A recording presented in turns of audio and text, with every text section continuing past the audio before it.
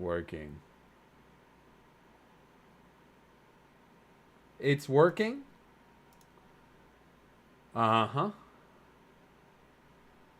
Yeah, it's working. There I am.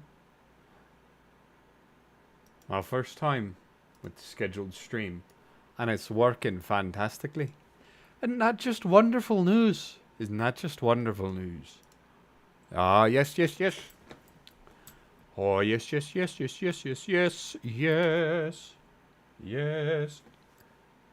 Oh, wait. Let's get the extra wristband here.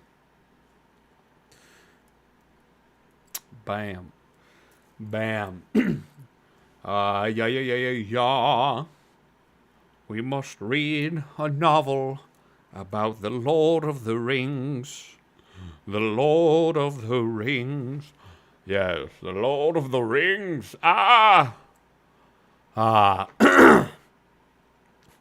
man, it's like my throat is permanently phlegmy, which is why I have to clear my throat so much during the read.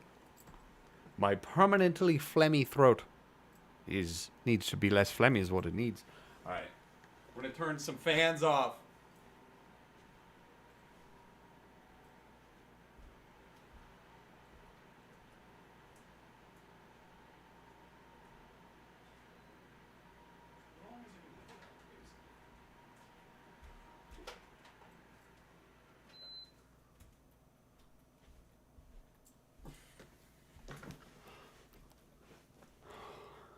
Oh, it's mighty quiet in here. It's always very quiet because I always have fans running because it gets too hot, and then when it's not hot, then I guess I'm used to it. But it's hot because it's not winter anymore.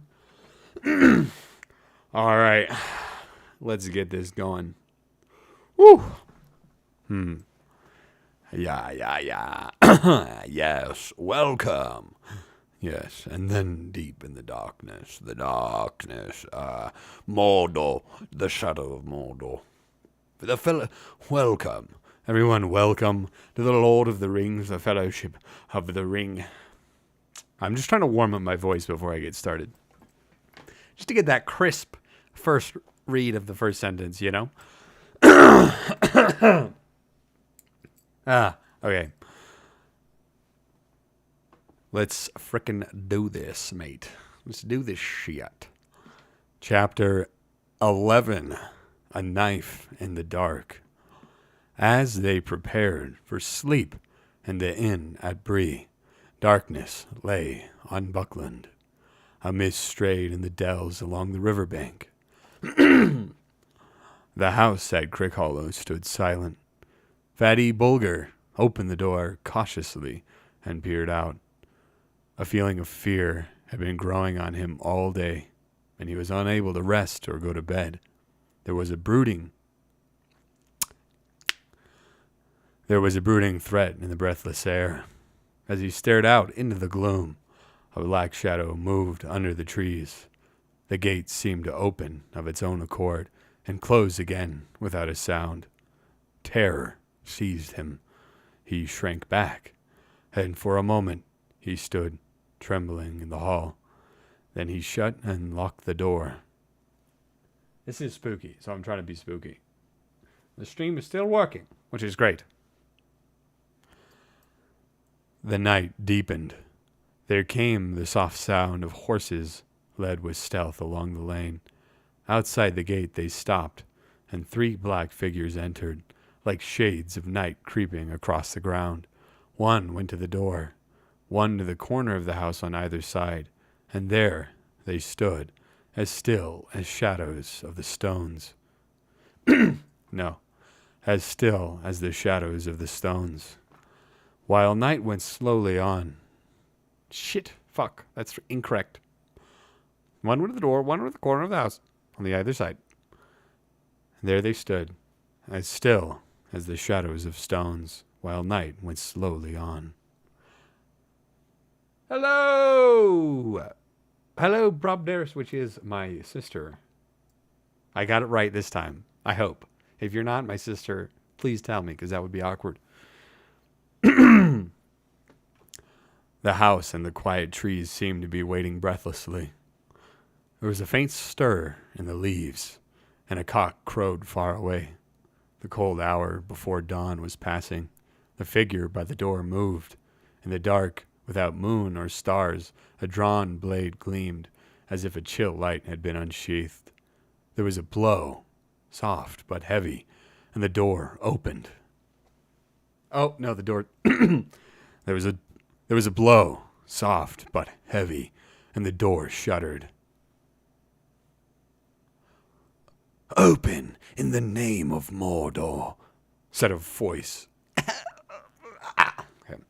Said a voice, thin and menacing.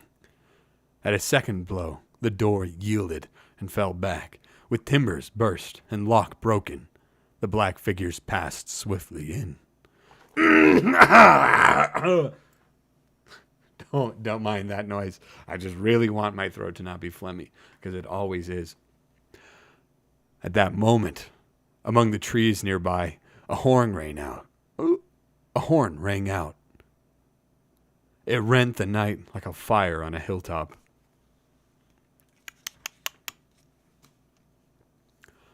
"Awake! Awake! Fire! Foes! Awake!"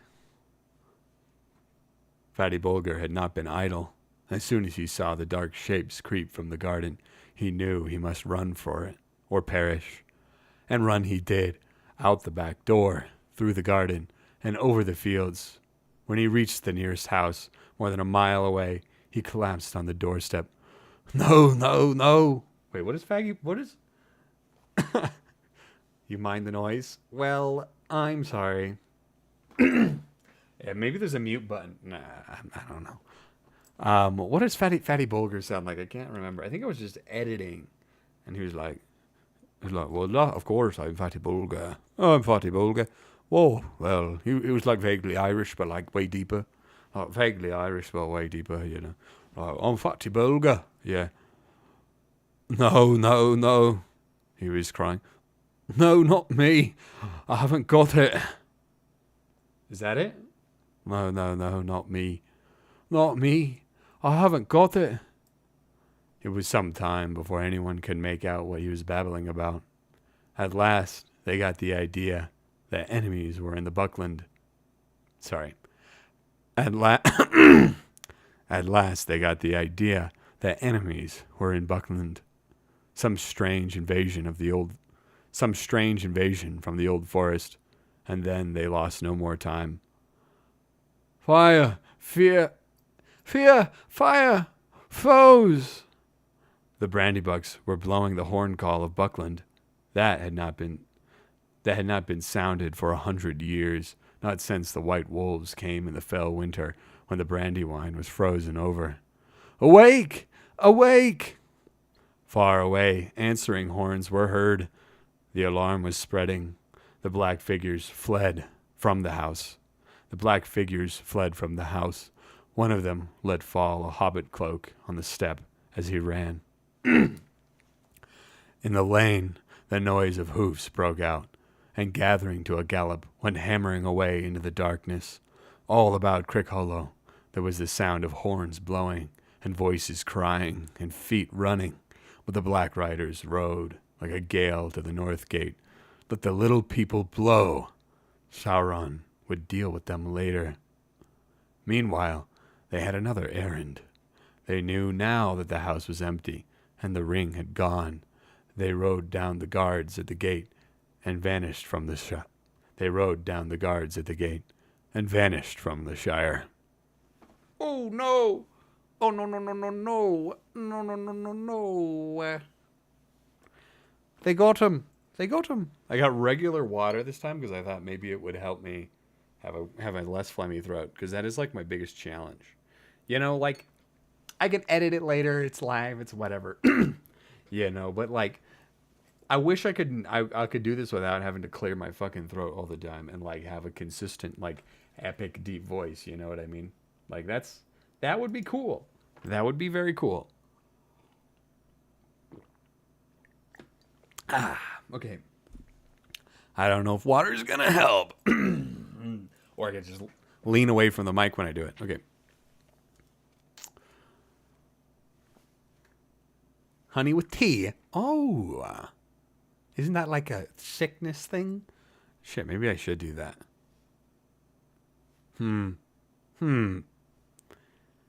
That could help. I don't know. I gotta experiment with things. Okay. In the early night, Frodo woke from a deep sleep. Suddenly, as if some sound or presence had disturbed him, he saw that Strider was sitting alert in his chair. His eyes gleamed in the light of the fire, which had been tended and was burning brightly, but he made no sign or movement. Frodo soon went to sleep again, but his dreams were again troubled with the noise of wind and of galloping hoofs. The wind seemed to be curling around the house and shaking it, and far off he heard a horn blowing wildly. He opened his eyes and heard a cock crowing lustily in the inn yard. A cock crowing lustily. Come on. Come on. Come on, Tolkien. What are you saying? Yes, but it helped the throat. Broadway singers use that stuff when they're not sick all the time. Honey with tea.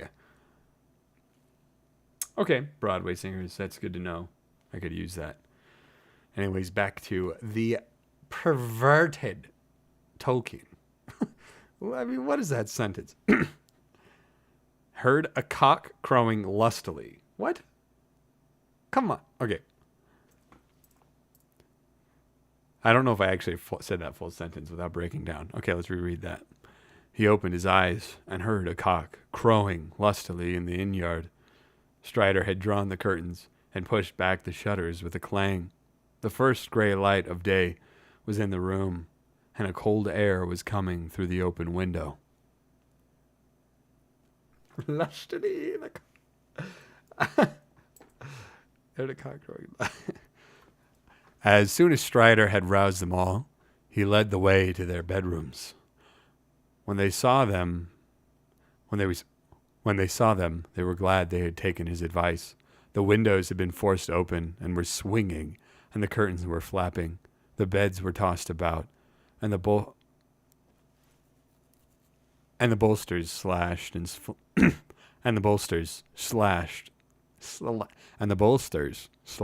flung upon the floor.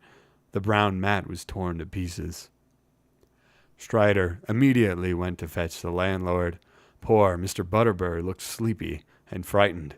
He had hardly closed his eyes all night, so he said, but he never heard a sound. What the fuck?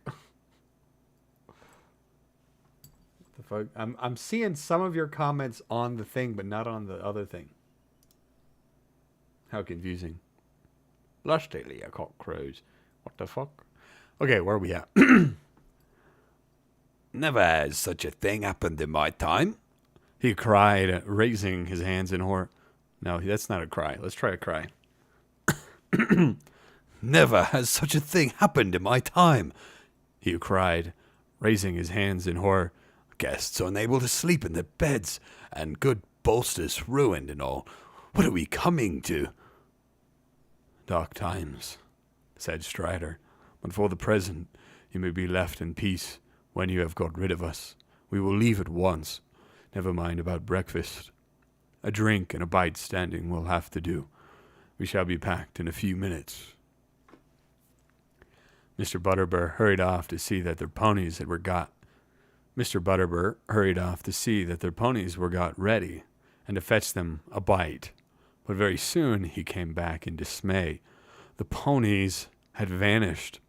The stable doors had all been opened in the night, and they were gone.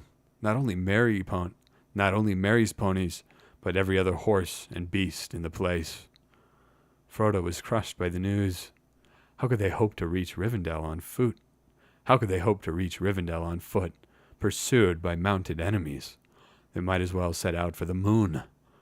Strider sat silent for a while, looking at the hobbits, as if he was weighing up their strength and courage. I have to reread so much, but I want to get it perfect because I have decided I am going to edit these videos because it's It's just gonna be really slow, and it's content that I'm doing only because I just need something to do. It's not it had like has not gotten any pull, but like when I have nothing else to do, instead of turning on a shitty video game, I'm gonna edit. I don't know why I'm giving these details. Whatever. Me too. It's weird. I thought lag was bad, but then you read a comment before it popped up on the screen. Yeah. Yeah, I don't know. I don't know what's going on. What matters, the idea is that you have the comments on the screen for the excitement, so the viewers feel more connected to the stream, right? But as long as I can read it, and I have it like set up in multiple places, so it's pretty easy for me to catch something, even if something messes up, here or there. So if it doesn't pop up, like, well, hey, whatever. Hopefully I can catch it. That's the goal. As someone who is a small time streamer in the past, you really do have to try to read every single comment. As a small streamer, eventually, you'll get so many comments that you just literally can't read them. But that's a pipe dream. That's a dream down the road. Okay. All right. Well, I'm glad you're enjoying it because you are my biggest fan at the moment, Annie. Okay. All right. Where are we? Dark times. Frodo was crushed by the news. How could they hope to reach Rivendell on foot? Okay, here we go. Ponies would not help us to escape horsemen, he said at last, thoughtfully, as if he guessed what Frodo had in mind. We should not go much slower. We should not go much slower on foot. Not on the roads I mean to take. I was going to walk in any case. It is the food and stores that trouble me. We cannot count on getting anything to eat between here and Rivendell, except what we take with us. We ought to take plenty to spare, for we may be delayed or forced to go round about far out of the direct way. How much are you prepared to carry on your backs? As much as we must. As much as we must, said Pippin, with a sinking heart, but trying to show he was tougher than he looked or felt. I can carry enough for two, said Sam, defiantly. Can anything be done, Mr. Butterbur? Asked Frodo. Can't we get a couple of ponies in the village, or even just one for baggage? I don't suppose we could hire them, but we might be able to buy them, he added, doubtfully, wondering if he could afford it. I doubt it, said the landlord unhappily. The two or three riding ponies that there were in Bree were stabled in my yard, and they're gone. As far as other animals, horses or ponies for trot or whatnot, there were very few of them in Bree, and they won't be for sale. But I'll do what I can. I'll route out Bob and send him round as soon as he may be.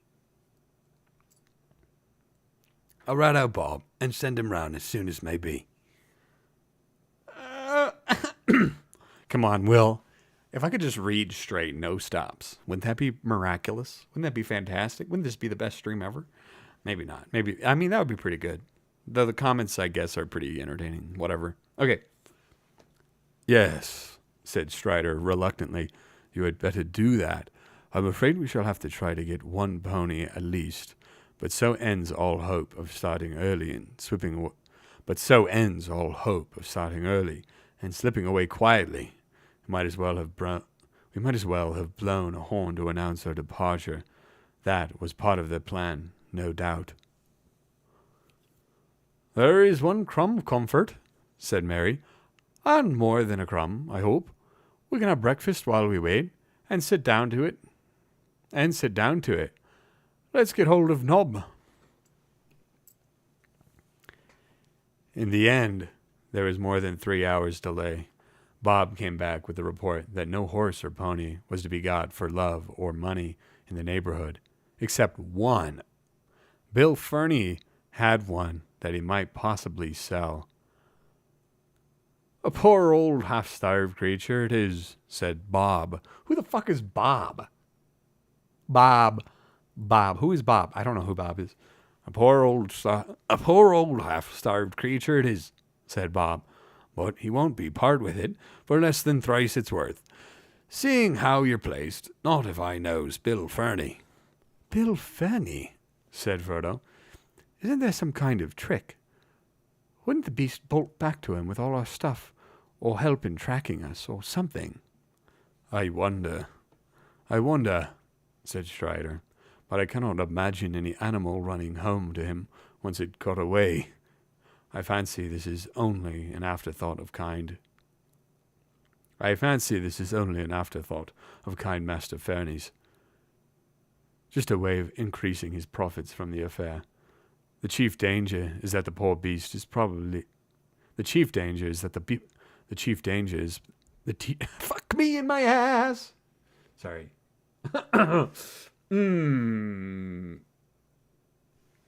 Okay.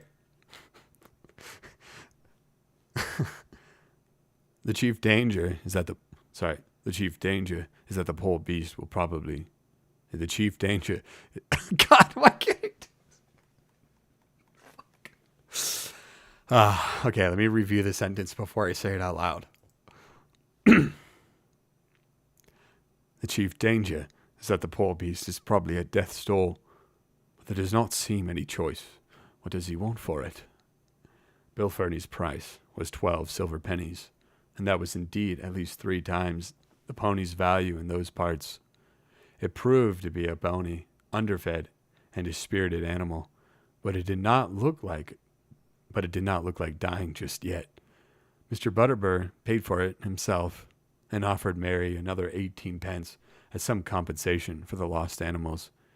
He was an honest man, and well off as things were reckoned in Bree, but 30 silver pennies was a sore blow to him, and being cheated by Bill Ferny made it harder to bear. Saying chief danger is the chief danger. Chief danger is the chief danger. Chief danger is the chief dangers that... Okay. As a matter of fact, he came out on the right side in the end. It turned out, later, that only one horse had actually been stolen. The others had been driven off, or had bolted in terror, and were found wandering in different corners of Breeland. Mary's ponies had escaped altogether, and eventually, having a good deal of sense, they made their way to the downs in search of Fatty Lumpkin. Good old Fatty Lumpkin of Tom Bombadil. So they came under the care of Tom Bombadil for a while, and were well off. But when the news of the events at Bree came to Tom's ears, he sent them to Mr. Butterbur, who thus got 5 good beasts at a very fair price. They had to work harder in Bree, but Bob treated them well. And so, on the whole, they were lucky. They missed a dark and dangerous journey, but they never came to Rivendell. Huh. A nice end for the ponies. But not for Frodo, for he has much trouble ahead. However, in the meanwhile, for all Mr. Butterbur knew, his money was gone for good, or for bad, and he had other troubles, for there was a great commotion as soon as the remaining guests were astir and heard news of the rain on the inn. Do I want to redo that one? No. The southern travelers had lost several horses and blamed the innkeeper loudly until it became known that one of their own number had also disappeared in the night, none other than Bill Ferny's squint-eyed companion. Suspicion fell on him at once.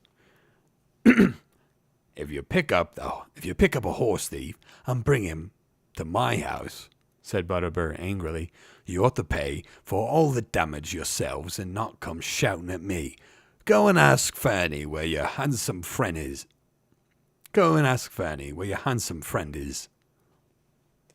But it appeared that he was nobody's friend, and nobody could recollect when he had joined their party. After their breakfast, the hobbits had to repack and get together further supplies for the longer journey they were now expecting.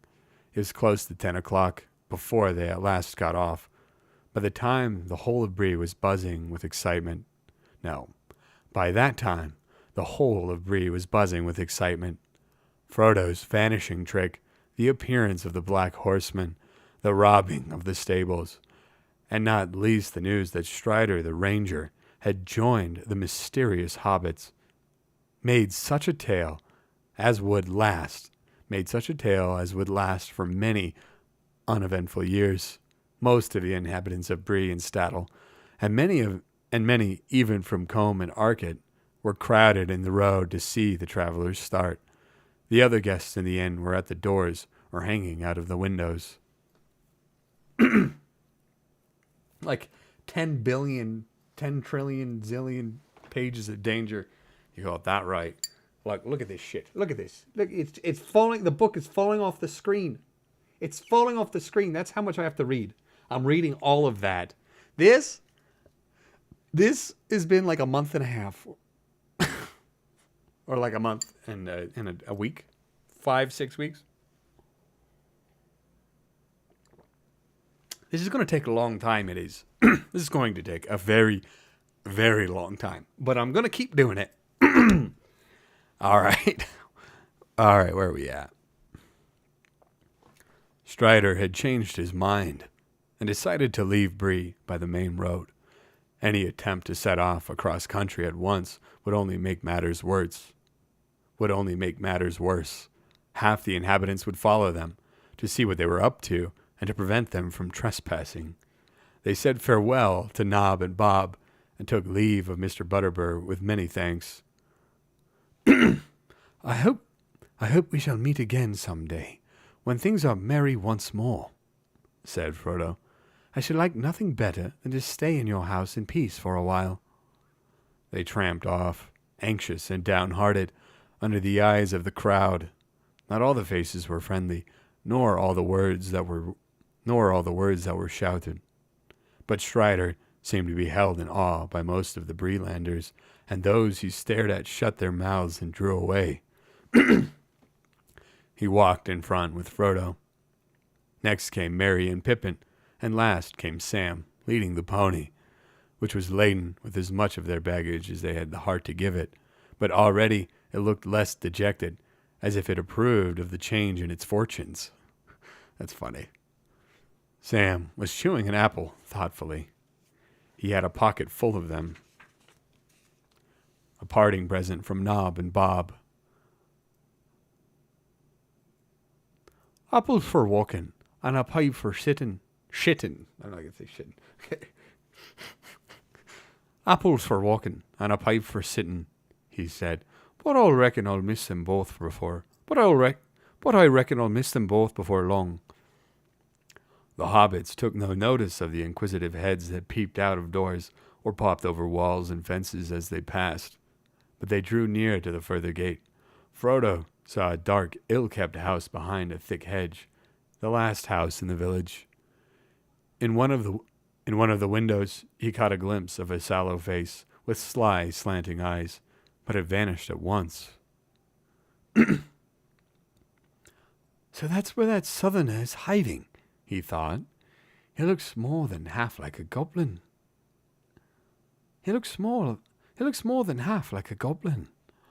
Over the hedge, another man was staring boldly.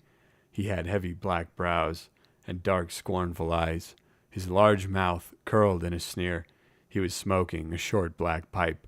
As they approached, he took it out of his mouth and spat. "Morning, Longshanks," he said. "Oh, fairly. Found some friends at last." Strider nodded, but did not answer. "Morning, my little friends," he said to the others. "I suppose you know who you've taken up with. That Stick-it-not Strider, that is. Though I've heard other names not so pretty. Watch out tonight. And you, Sammy, don't go ill-treating my poor old pony. Pah!" He spat again. "Oh, this is Fernie." Sam turned quickly. "And you, Fernie," he said, Put your ugly face out of sight, or it'll get hurt." With a sudden flick, quick as lightning, an apple left his hand and hit Bill square on the nose. He ducked too late, and curses came from behind the hedge.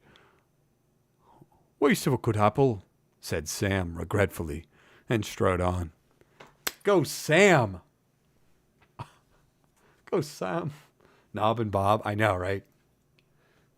I know, right? And this is like this is the great fantasy of fiction, you know, the legendary fantasy of fiction. The guy's best, he's like Knob and Bob.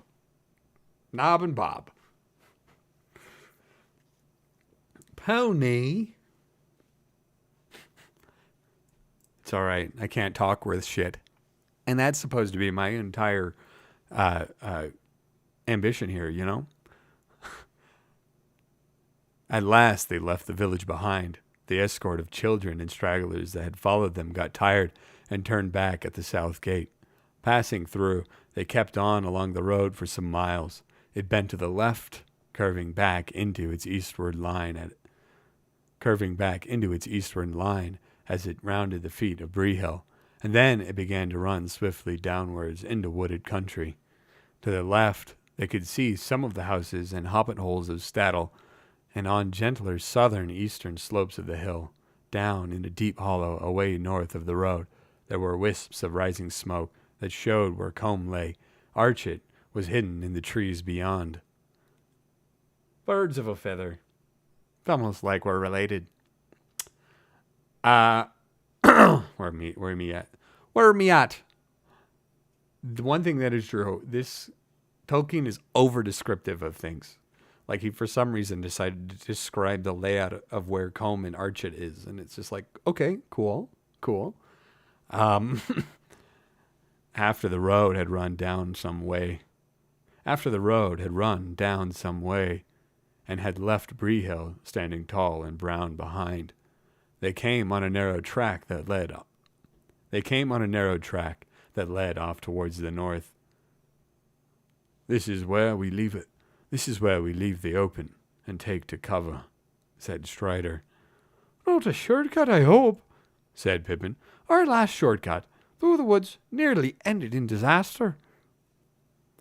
"Ah, but you had not got me with you then,"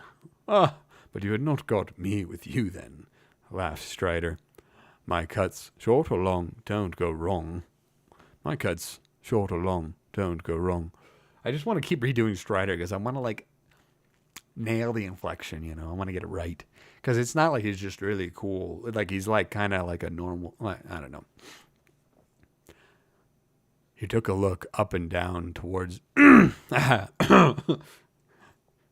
He took a look up and down the road. No one was in sight, and he led the way quickly down towards the wooded valley. His plan, as far as they could understand it, without knowing the country, was to go towards Archet at first, but to bear right and pass it on the east, and then to steer as straight as he could over the wildlands to Weathertop Hill. In that way they would, if all went well, cut off a great loop of the road, which further on bent southwards to avoid the Midgewater marshes. But, of course, they would have to pass through the marshes themselves, and Strider's description of them was not encouraging. However, in the meanwhile, walking was not unpleasant. Indeed, if it had not been for the disturbing events of the night before, they would have enjoyed this part of the journey better than any up to that time. The sun was shining, clear but not too hot. The woods in the valley were still leafy and full of color, and seemed peaceful and wholesome. Strider guided them confidently among the many crossing paths. Although left to themselves, they soon would have been at a loss. He was taking a wandering course with many turns and doublings to put off any pursuit. Bill Ferny will have watched the road where we left. No, that's not what's on the page. Bill Ferny will have watched where we left the road for certain, he said, though I don't think he will follow us himself. He knows the land round here well enough, but he knows he's not a match for me in a wood. It is what he may tell it is what he may tell others that I am afraid of. I don't suppose they are far away. If they think we have made for Archet, so much the better. Whether because of Strider's skill, or for some other reason, they saw no sign and heard no sound of any other living things. They saw no sign and heard no sound of any other living thing all that day, neither two-footed, except birds, nor four-footed, except one fox and a few squirrels. The next day they began to steer on a steady course eastwards, and still all was quiet and peaceful. On the third day, out from Bree, they came out of the Chetwood. The land had been falling steadily ever since they turned aside from the road, and they now entered a wide, flat expanse of the country, much more difficult to manage. They were far beyond the borders of the Bree land, out in the pathless wilderness, and drawing near to the Midgewater marshes. Birds of a feather. He's a little. We don't have to worry about spoilers. Everyone's seen the movies, okay? If you are watching this, okay, you've probably seen the movies. So I don't think we have to worry about spoilers. All right, okay. Oh shit.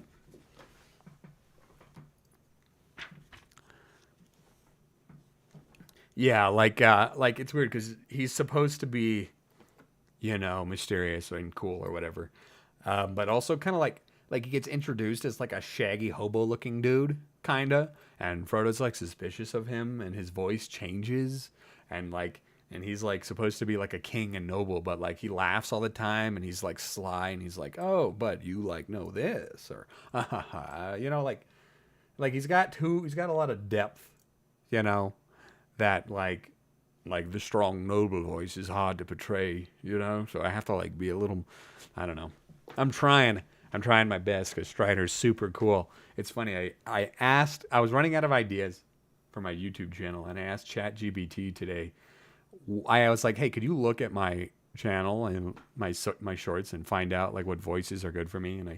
And it gave me advice, and it gave me a bunch of them. And one of them was Aragorn, which is kind of funny. Because I am reading this right now, and I don't think I sound anything like the actual Aragorn or whatever the actor is that plays him. Scruffy vagrant who becomes a reluctant royal. Yeah, right, exactly. But I think he was but he's also like elf friend, and obviously down bad with one of them. You know what I mean? So like he's got that formal like aspect to him. Okay, whatever. I've been talking for too long. Let's resume. Where are we at? Oh yeah, okay. The ground now became damp, and in places boggy, and here and there they came upon pools and wide stretches of reeds and rushes filled with the warbling of little hidden birds. They had to pick their feet. Why did I say feet? They had to pick their way carefully to keep both dry-footed, that's why, and on their proper course. At first they made fair progress, but as they went on, their passage became slower and more dangerous. The marshes were bewildering and treacherous. There was no permanent trail, even for rangers to find their shifting quagmires. Even for rangers to find through their shifting quagmires. Quagmires. It's hard, I feel like it's hard to say that voice. That word epic. For even, whatever. We're just going to move on. The flies began to torment them, and the air was full of clouds of tiny midges that crept up their sleeves and breeches into the thin air. Oh, that's not what the fuck that sentence says. That crept up their sleeves and breeches and into their hair. I am being eaten alive, cried Pippin. Midgewater, there are more midges than water. He's the comic relief. Okay. But what do they live on, and why can't they get hobbit? But what do they live on, and why can't they get hobbit? That sentence makes no sense, but it's what it says. asked Sam, scratching his neck. They spent a miserable day in this lonely and unpleasant country. Their camping place was damp, cold, and uncomfortable, and the biting insects would not let them sleep. There were also abominable creatures haunting the reeds and tussocks that from the sound of them were evil relatives of the cricket. There were thousands of them, and they squeaked all round. Neek, neek break, neek break. Neek break. That's supposed to be a sound effect. Neek break. Insect sounds. Neek break, neek break. Unceasingly, all the night, until the hobbits were nearly frantic. The next day, the 4th, was a little better, the night almost as comfortless, though the neek breakers, as Sam called them, had been left behind. The midges still pursued them. As Frodo lay, tired but unable to close his eyes, it seemed to him that far away there came a light in the eastern sky. It flashed and faded many times. It was not the dawn, for that was still hours off. Some hours off. What is that light? What is that light? Nope, that's not Strider. What is that light? He said to Strider, who had risen and was standing, gazing ahead into the night. I do not know. I do not know, Strider answered. It is too distant to make out. It is like the lightning that leaps up from the hilltops. It is like the lightning that leaps up from the hilltops. Frodo lay down again. I'm going to read every Strider line twice. Okay. Frodo lay down again, but for a long while you could still see the white flashes, and again, and against them, the tall dark figure of Strider, standing silent and watchful. At last he passed into an uneasy sleep. They had not gone far on the 5th day when they left the last straggling pools and reed beds of the marshes behind them. The land before them began steadily to rise again. Away in the distance eastward, they could now see a line of hills. They could now see a line of hills. The highest of them was at the right of the line and a little separated from the others. It had a conical top, slightly flattened at the summit. At CBT is trying to mog your performance. CBT? I don't know what that is. That you could tell me if you want. Wait, okay, so where was I? That is Weathertop. That is Weathertop. That is Weathertop, said Strider. The old road, which we have left far away on our right, runs to the south of it, and passes not far from his foot. We might reach it by noon tomorrow, if we go straight towards it. I suppose we had better do so. What do you mean? I mean, when we do get there, it is not certain what we shall find, but it is close to the road. But surely we were hoping to find Gandalf there. Yes, but the hope is faint. If he comes this way at all, he may not pass through Bree, and so he may not know what we are doing. And anyway, unless by luck we arrive almost together, we shall miss one another. It will not be safe for him or for us to wait there long. If the riders fail to find us in the wilderness, they are likely to make for Weathertop themselves. It commands a view all around. Indeed, there are many birds and beasts in this country that could see us, as we stand here from that hilltop. Not all the birds are to be trusted, and there are other spies more evil than they are. Chat GPT. GPT? Chat GPT? Yeah, no. Yeah, I asked ChatGPT what voices I should do, and it gave me like the most epic alpha males possible. Now, to be fair, I do have a pretty amazing voice, so I'm sure I could handle it. But wait, I copied what it said because it did have some good advice that I was gonna try to reference. Where are we at? Where are we at? Kratos from like the video game. He's epic. Geralt of Rivia, also epic. Batman. I could probably do a good Batman voice, to be fair. Captain Price, who I don't, that's some dude from Call of Duty, but he's got like epic voice. So yeah, they were the AI was buttering me up for sure, absolutely. But I deserve it. Let's be real, okay? I'm freaking awesome. Okay, sorry. Let's get back to it. All right. All right. The hobbits looked anxiously at the distant hills. Sam looked up into the pale sky, fearing to see hawks or eagles hovering over them with some bright, unfriendly eyes. You do make marbles in the mouth. You do make me feel uncomfortable and lonesome, Strider, he said. What do you advise us to do? Asked Frodo. I think, answered Strider slowly, as if he was not quite sure. I think the best thing is to go as straight eastward from here as we can, and to make for the line of hills, not for Weathertop. There we can strike a path. I know, that runs at their feet. It will bring us to Weathertop from the north, and less openly. Then we shall see what we shall see. Should Alpha also buy wife energy? Yeah, especially the actor that played him, for sure. Like, could go either way. Absolutely. All that day they plodded along until the cold and early evening came down.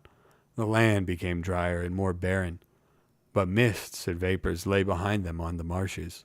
A few melancholy birds were piping and wailing, until the round red sun sank slowly into the western shadows. Then an empty silence fell. The hobbits thought of the soft light of sunset glancing through the cheerful windows of Bag End far away. At the day's end, they came to a stream and wandered down from the hills to lose itself in the stagnant marshlands. Okay, that sentence I did bad. Okay. At the day's end, they came to a stream that wandered down from the hills to lose itself in the stagnant marshland. And they went up along its banks while the light lasted. It was already night when at last they halted and made their camp under some stunted alder trees by the shores of the stream. Ahead there loomed now against the dusky sky the bleak and treeless backs of the hills. That night they set a watch, and Strider, it seemed, did not sleep at all. The moon was waxing, and in the early night hours a cold gray light lay on the land. Next morning they set out again soon after sunrise. There was a frost in the air, the light, and the sky was a pale, clear blue. The hobbits felt refreshed, as if they had a night of unbroken sleep. Already they were getting used to much walking on short commons, shorter at any rate than what they fuck, okay, we're doing more water.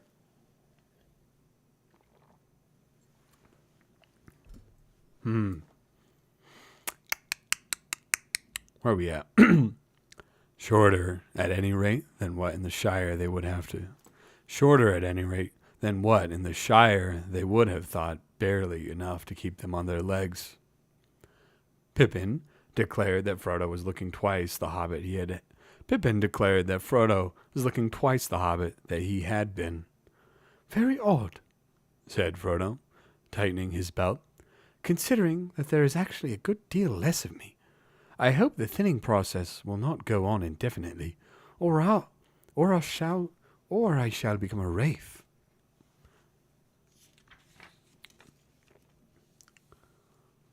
Do not speak of such things. Do not speak of such things, said Strider quickly, and with surprising earnestness. The hills drew nearer. They made an undulating ridge, often rising almost to 1,000 feet, and here and there falling again to low clefts or passes leading into the eastern land beyond. Along the crest of the ridge, the hobbits could see what looked to be the remains of green-grown walls and dikes, and in the clefts there stood the ruins of old works of stone. By night they had reached the feet of the westward slopes, and there they camped. It was the night of the 5th of October, and they were 6 days out from Bree. In the morning they found, for the first time since they had left the Chetwood, a track plain to see. They turned right and followed it southwards. It ran cunningly, taking a line that seemed chosen so as to keep as much hidden as possible from view, both of the hilltops above and of the flats to the west. It divided into dells and hugged steep banks, and where it passed over flatter and more open ground on either side of it, there were lines of large boulders and hewn stones that screened the travelers almost like a hedge. "I wonder who made this path, and what for," said Mary, as they walked along one of these avenues, where the stones were unusually large and closely set. I'm not sure that I like it. It has, well, rather a barrow-whitish look. Are there any barrow on Weathertop?" "No, there's no barrow on Weathertop, nor on any of these hills," answered Strider. "The men of the West do not live here, though in their latter days they defended the hills for a while against the evil that came out of Angmar. This path was made to serve the forts along the walls, but before long, in the first days of the North Kingdom, they built a great watchtower on Weathertop, a Monsul, they called it. It was burned and broken, and nothing remains of it now but a tumbling ring, like a rough crown on the old hill's head, yet once it was tall and fair. It is told that Elendil stood there watching for the coming of Gilgalad out of the west in the days of the last alliance." The hobbits gazed at Strider. It seemed that he was learned in old lore as well as in the ways of the wild. Who was Gilgalad? Asked Mary, but Strider did not answer, who seemed to be lost in thought. Suddenly, a low voice murmured, "Oh, wait, who's doing this? It's Sam's? Sam's singing a fucking song? Damn it, Sam! Come on! I thought there'd be less singing now that Strider's here, and they're all like edgelords, you know? Like, it's the edgelord's energy is back, so I thought they wouldn't be singing anymore. Okay. Marbles in the mouth. We got marbles in the mouth. We got marbles in the mouth. Gilgalad was an elven king. Of him the harpers sadly sing. The last whose realm was fair and free between the mountains and the sea. His sword was long, his lance was keen, his shining helm afar was seen. Fuck, I'm so bad at singing, dude. I'm not good at singing, but like, I just don't know how to improvise the fucking... I was editing a stream and I was like, yeah, man, I don't know what the fuck I'm supposed to sing here. What is it supposed to sound like? I don't know. He needs to be like, this sounds like Merry Christmas. Marbles in the mouth, his sword was long, his lance was keen, his shining helm afar was seen. The countless stars of heaven's field were mirrored in his silver shield. But long ago he rode away, and where he dwelleth none can say. For into darkness fell his star, in Mordor where the shadows are. In Mordor where the shadows are. Fuck me and my singing. Fuck me and my singing. I can only imagine what the professionals did. Like what I did for like Tom Bombadil. Thank you, Annie. Thank you. Yeah, like what I did for Tom Bombadil was not sing. Was more like reciting poetry with a goofy voice. You know. Maybe I should keep doing that, but whatever. The others turned in amazement, for the voice was Sam's. Don't stop, said Mary. Well, that's all I know, stammered Sam, blushing. I learned it from Mr. Bilbo when I was a lad. He used to tell me tales like that, knowing how I was always one for hearing about elves. It was Mr. Bilbo as taught me my letters. He was mighty book learned, was dear old Mr. Bilbo. And he wrote poetry. He wrote what I have just said. Wait. Suddenly a low voice murmured, "No, this is poet. I didn't even have to sing it. I didn't even have to sing it. It's supposed to be poetry. Fuck." Okay. Should I do it again? Gilgalad was an elven king. Of him the harpers sadly sing, the last whose realm was fair and free, between the mountains and the sea. His sword was long, his lance was keen, his shining helm afar was seen. The countless stars of heaven's field were mirrored in his silver shield. But long ago he rode away, and where he dwelleth none can say, for into darkness fell his star, in Mordor where the shadows are. The others turned in the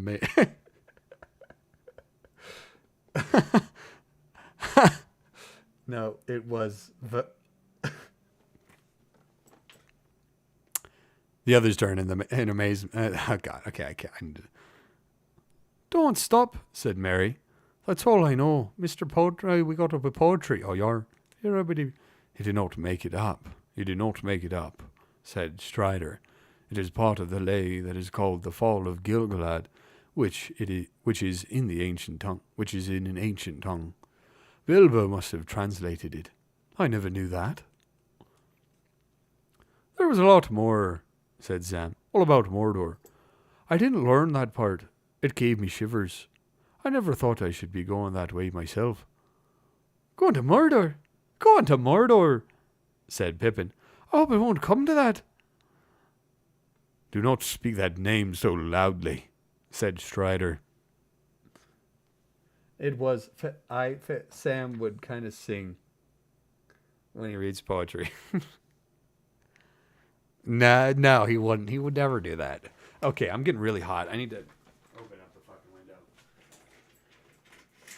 Oh, shit. Okay.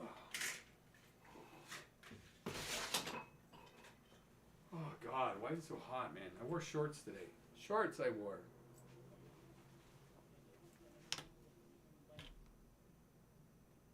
I opened it up, and then sounds like the people talking out the window. Right?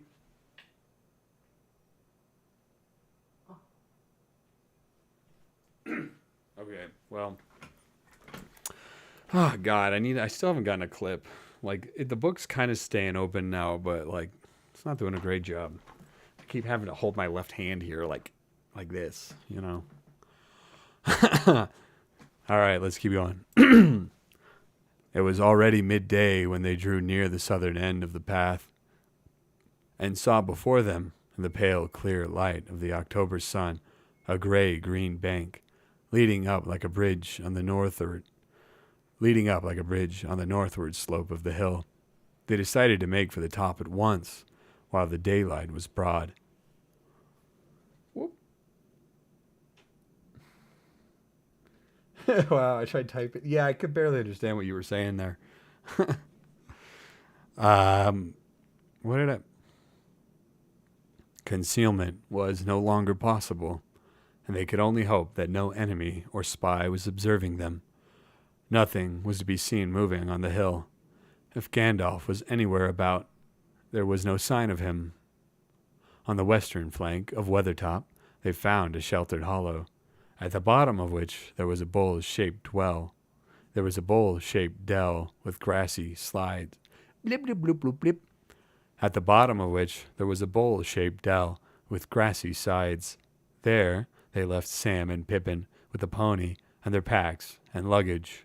The other three went on. After a half an hour's plodding, climbed Strider. What the frickin' frick? That sentence. What is the sentences here, man? Some of the things he writes is just like, what? Wait, what? Okay.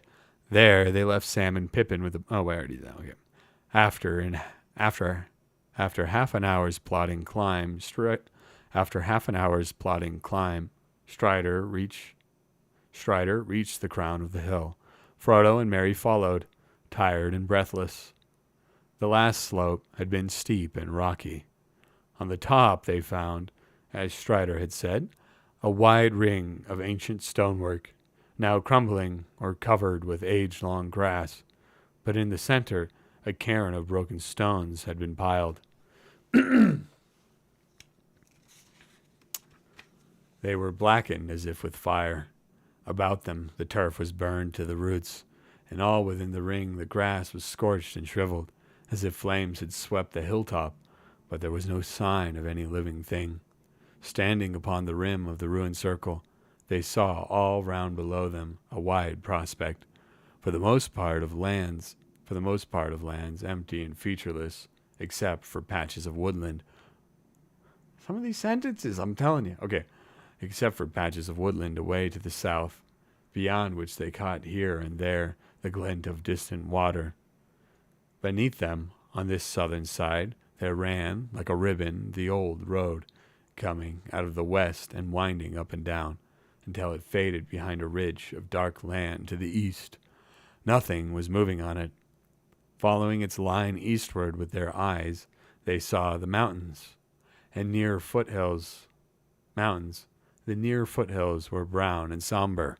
Behind them stood taller shapes of gray, and behind those again were high white peaks, glimmering among the clouds. Well, here we are, said Merry, and very cheerless and uninviting it looks.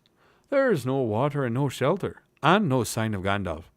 But I don't blame him for not waiting, if he ever came here. I wonder, said Strider, looking around thoughtfully. Even if he was a day or two behind us at Bree, he could have arrived here first.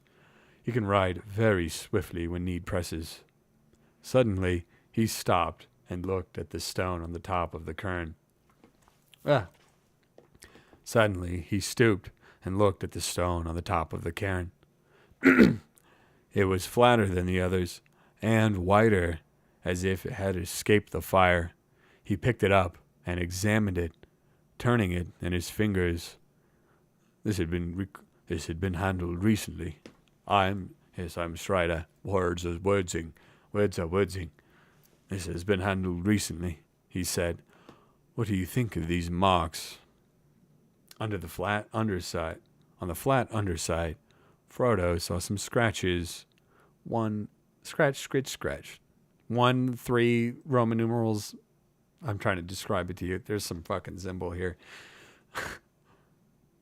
There seems to be a stroke, a dot, and 3 more strokes, he said.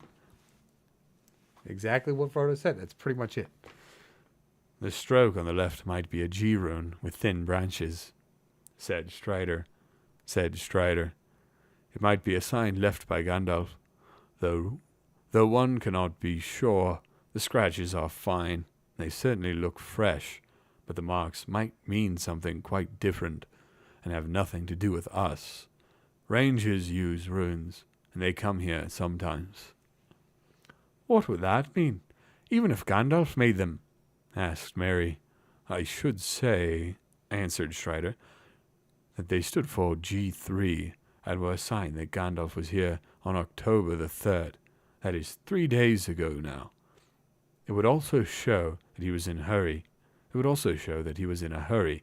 And danger was at hand. So he had no time or did not dare write anything longer or plainer. If that is so, we must be wary.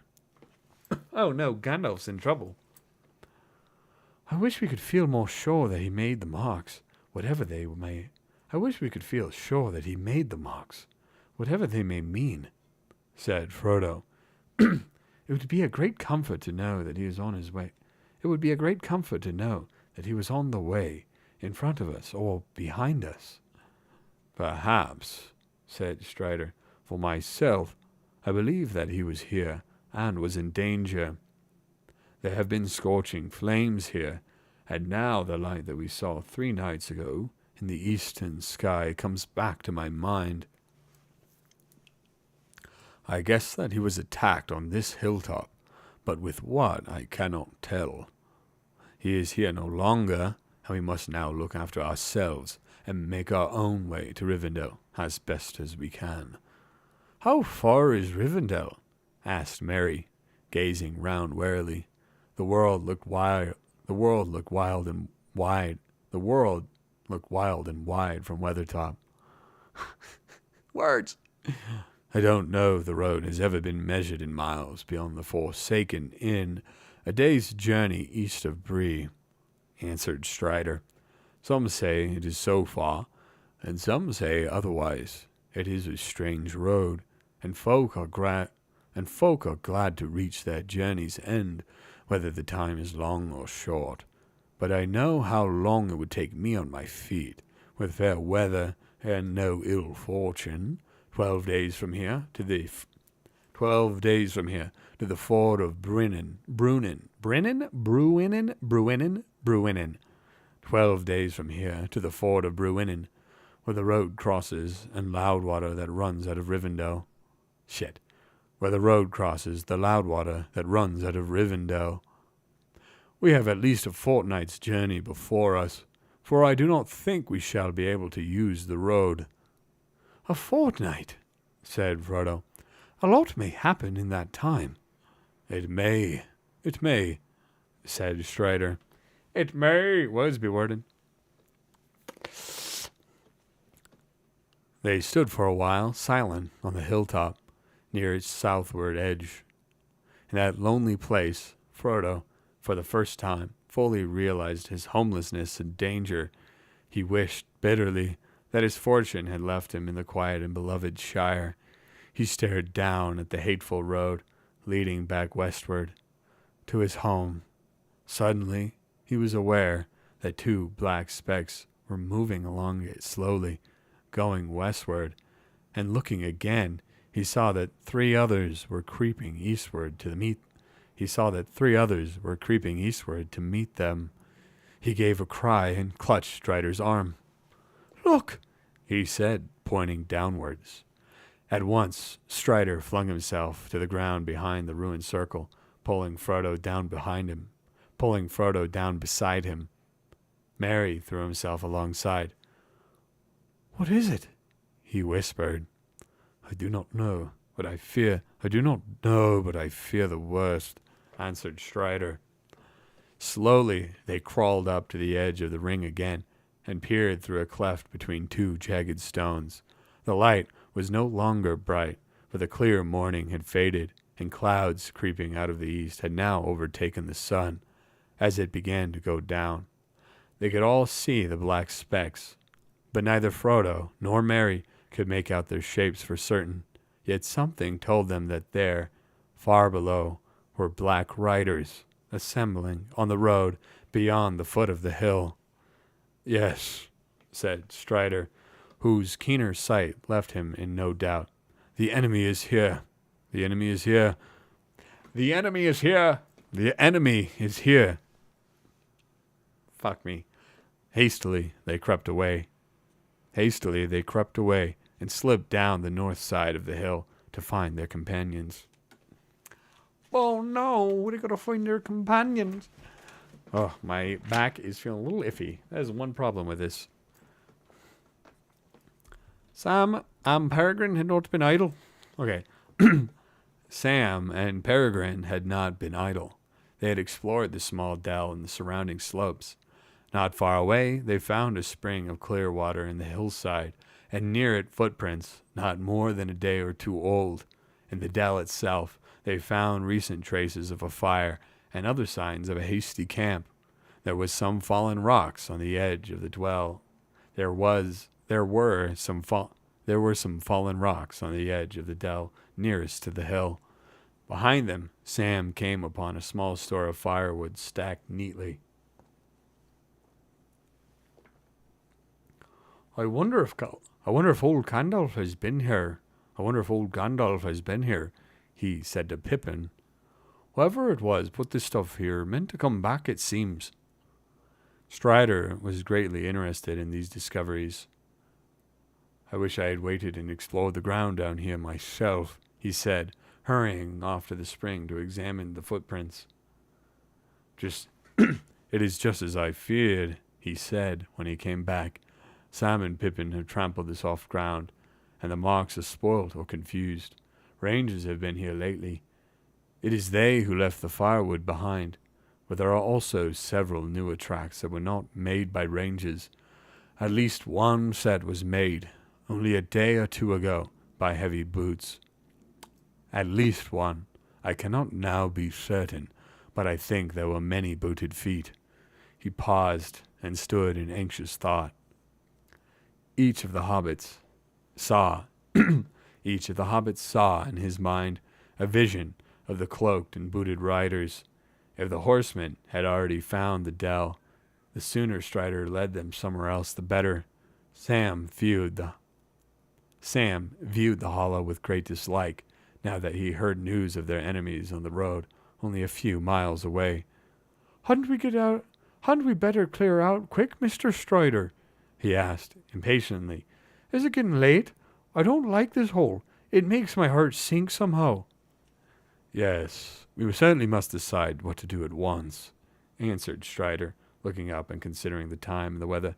Well, Sam, he said at last, I do not like this place either, but I cannot think of anywhere better that we could reach before nightfall. At least we are out of sight for the moment, and if we moved, we should be much more likely to be seen by spies. All we could do would be to go right out of our way back north to this side of the line of hills, where the land is much all the same as it is here. The road is watched, but we should have to cross it if we tried to take cover in the thickets away to the south. On the north side of the road, beyond the hills, the country is bare and flat for miles. The riders can see? Asked Mary. I mean, they seem unusually to have their noses rather... they seem to usually have used their noses rather than their eyes, smelling for us. If smelling is the right word, at least in the daylight. But you made us lie down flat when you saw them down below. And now you talk of being seen, if we move. I was too careless on the hilltop, answered Strider. I was very anxious to find some sign of Gandalf, but it was a mistake for three of us to go up and stand there for so long. If the black horses can see, and the riders can use men and other creatures as spies, as we found in Bree. They themselves do not see the world of light as we do, but our shapes cast shadows in their minds, which only the noon sun destroys, and in the dark they perceive many signs and forms that are hidden from us. Then they are most to be feared, and at all times they smell the blood of living things, desiring and hating it. Senses too, there are other than sight or smell. We can feel their presence. It troubled our hearts as soon as we came here, and before we saw them. They fear ours more keenly. Also, he added, his voice sank to a whisper, the ring draws them. Is there no escape then? Said Frodo, looking round wildly. If I move, I shall be seen and hunted. If I stay, I shall draw them to me. Strider laid his hand on his shoulder. There is still hope, he said. You are not alone. Let us take this wood that is set ready for the fire as a sign. There is little shelter or defense here, but fire shall serve for both. Sauron can put fire to his evil uses, as he can all things. But these riders do not love it, and fear those who wield it. Fire is our friend in the wilderness. Just like an animal. Was there, where was? Dude. Okay, I'm making it. We're surviving. Let's see. Okay. I also spit on my thing a little here. Awkward. Oh.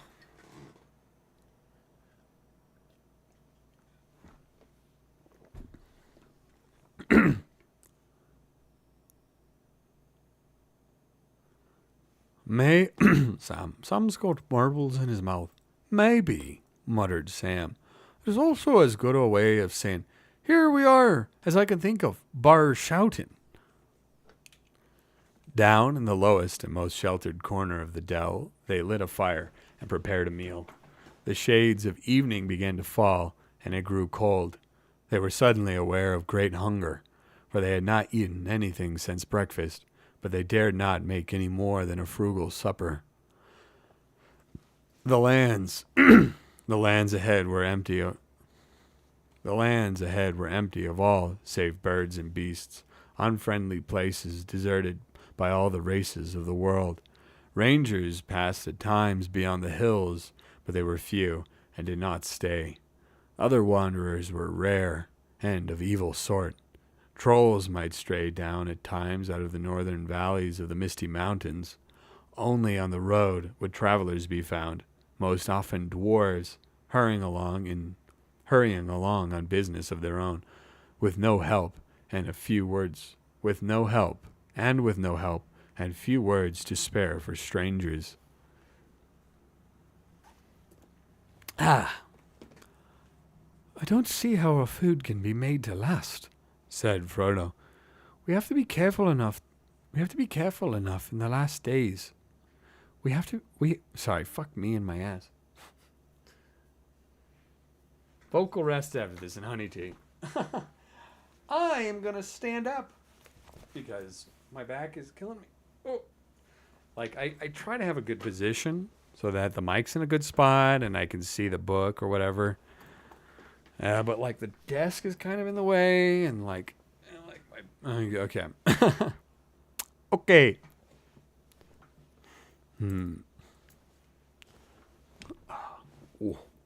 Okay. We're just trying to like figure out how to keep going here. I don't see how our food can be made to last. We have been careful enough in the last few days, and this supper is no feast. But we have used more than we ought. If we have 2 weeks still to go, and perhaps more. There is food in the wild, said Strider. Berry, root, and herb. And I have some skills as a hunter at need. You need not be afraid of starving before winter comes. But gathering and catching food is long and weary work, and we need haste. So tighten your belts, and think with hope of the tables of Elrond's house.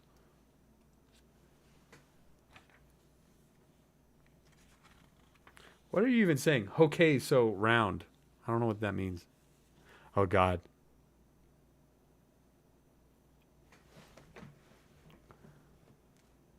The cold increased as darkness came on. Peering out from the edge of the dell, they could see nothing but a gray land now vanishing quickly into shadow. The sky above had cleared again and was slowly filled with twinkling stars. Frodo and his companions huddled round the fire, wrapped in every garment and blanket they possessed, but Strider was content with a single cloak, and sat a little apart, drawing thoughtfully at his pipe. As night fell, and the light of the fire began to shine out brightly, he began to tell them tales to keep their minds from fear. He knew many histories and legends of long ago, of elves and men, and the good and evil deeds of the elder days. They wondered how old he was, and where he had learned all this lore. Tell us of Gilgalad. Tell us of Gilgalad, said Merry suddenly, when he paused at the end of a story of the elf kingdoms. Do you know any more of that old lay that you speak of? Do you know any more of that old lay that you speak of? I do indeed, answered Strider, but also does Frodo. So also does Frodo, for it concerns us closely. Merry and Pippin looked at Frodo, who was staring into the fire. I only know the little of what Gandalf has told me, said Frodo slowly. Gilgalad was the last of the great elf kings of Middle-earth. Gilgalad is starlight in their tongue. With Elendil, the elf friend, he went to the land of...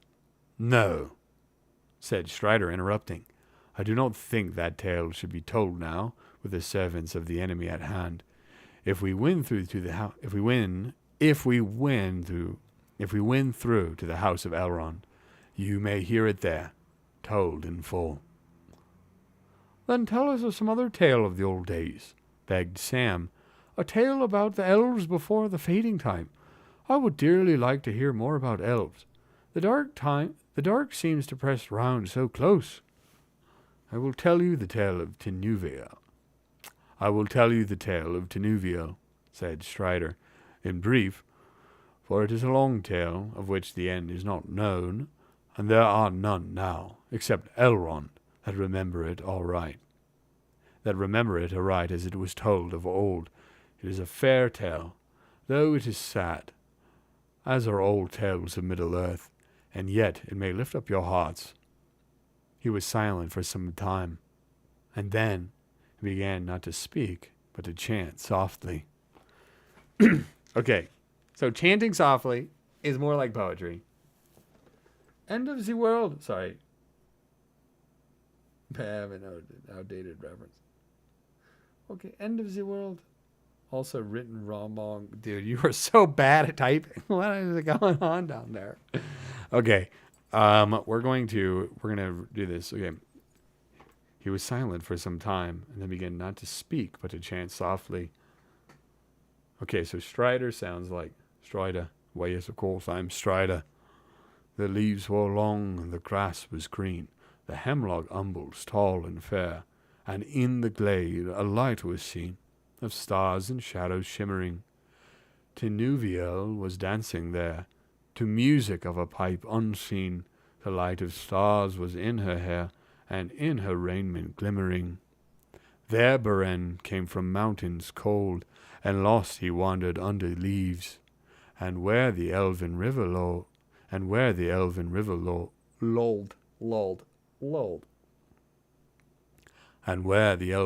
rolled, he walked alone and sorrowing.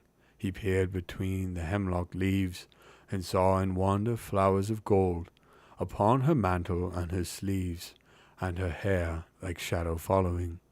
Enchantment healed his weary feet, that over hills were doomed to roam, and forth he hastened strong and fleet, and grasped at moonbeams glistening.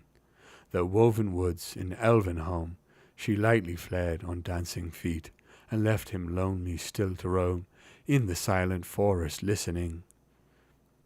He heard there off the flying sound of feet as light as linden leaves.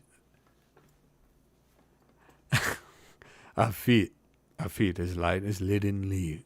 Feet as light as linden leaves. Of music welling underground, in hidden hollows quavering. Now withered lay the hemlock sheaves, and one by one with sighing sound, whispering fell the beech's leaves, and whispering fell the beechen leaves, in the wintry woodland wavering. Stop texting me. No, I'm not kidding. Don't stop texting me. It's just, let's see. Oh yeah, you're far away. Okay, where are we at? Okay.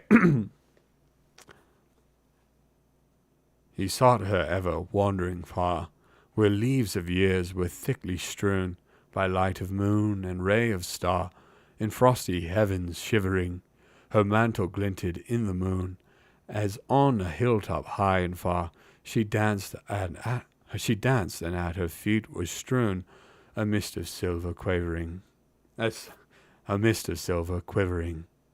When winter passed, she came again, and her song released the sudden spring. Like rising lark and falling rain, and melting water bubbling, he saw the elven flowers spring about her feet, and healed again. He longed by her to dance and sing upon the grass untroubling. Again she fled, but swift he came. Tinuviel, He called her by her elvish name, and there she halted, listening. One moment stood she, and a spell his voice laid on her Beren came, and doom fell on Tinuviel, that in his arms lay glistening. As Beren looked into her eyes, within the shadows of her hair, the trembling starlight of the skies, he saw there mirrored shimmering Tinuviel, the elven fair, immortal maiden, elven wise, about him cast her shadowy hair, and arms like silver glimmering. Long was the way that fate them bore, o'er stony mountains cold and grey, through halls of iron and darkling door, and woods of nightshade marrowless. The sundering seas between them lay, and yet at last they met once more, and long ago they passed away, in the forest singing sorrowless. Did I do that right? Whatever. Colby Cheeser. Are you having a good time, Colby? Thanks for joining. Thanks for joining us here. Strider sighed. I wonder if he's singing about him and his elf girlfriend. What is her name? I forgot what her name was. Also, this fucking page won't stay down. Stay down, page. This divider's not doing its goddamn job. Strider sighed and paused before he spoke again. That is a song, he said. It is in the mode that is called there's a song. Do I have to sing it in Strider's voice? I'm not doing that. He said, in the mode that is called Antenath among the elves, but it is hard to render in our common speech, and this is but a rough echo of it. It tells of the meeting of Beren, son of Barahir, and Luthien Tinuviel. It tells of the meeting of Beren, son of Barahir, and Luthien Tinuviel. Beren was a mortal man, but Luthien was the daughter of Thingol, a king of elves upon Middle-earth, when the world was young, and she was the fairest maiden that has ever been among all the children of this world. And the stars above the mists of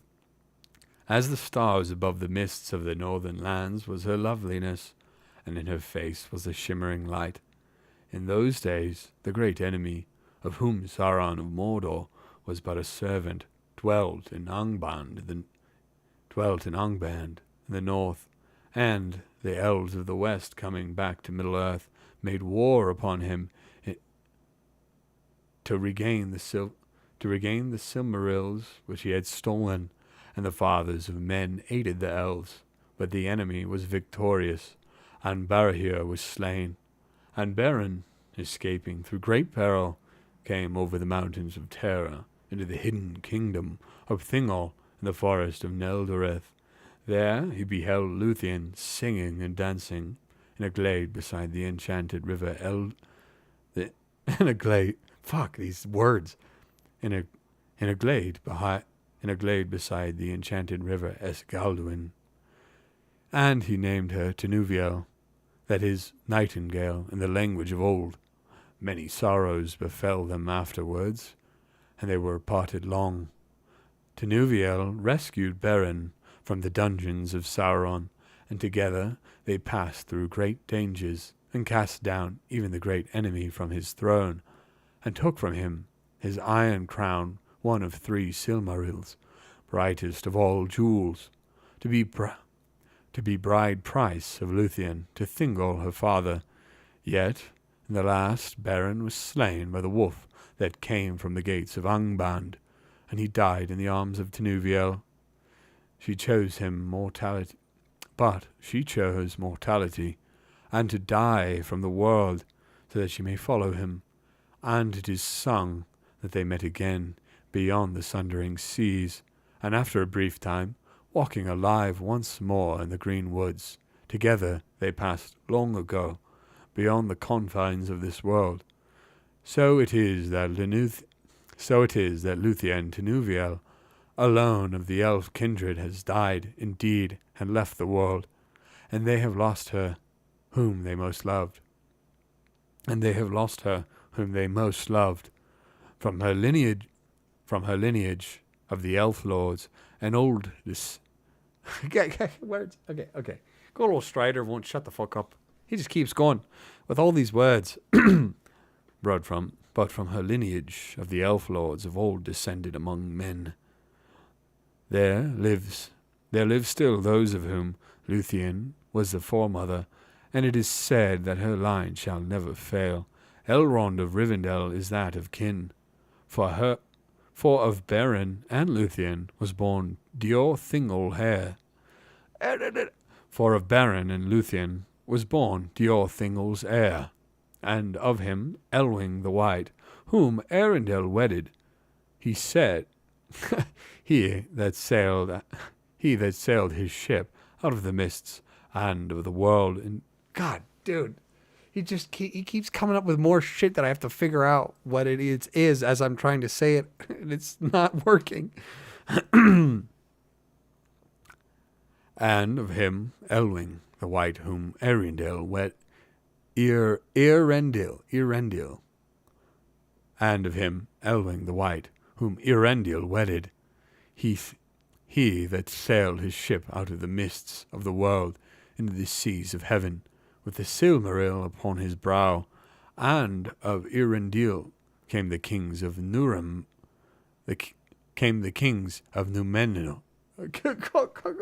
These are like tongue twisters, dude. No fucking kidding. And of Earendil came the kings of Numenor, that is Westerness. Ooh. Yeah, dude. There's so much less in the movies. I mean, like, yeah. Yeah. As Strider was speaking, they watched his strange, eager face.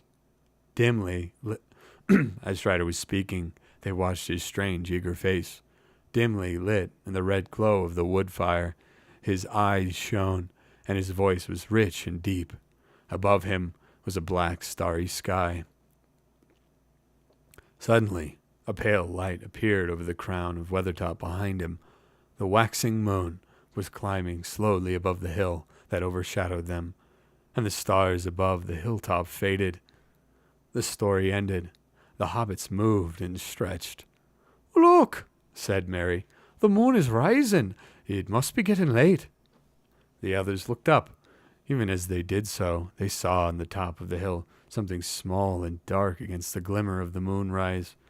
It was perhaps only a large stone or jutting rock shown up by the pale light. Sam and Merry got up and walked away from the fire.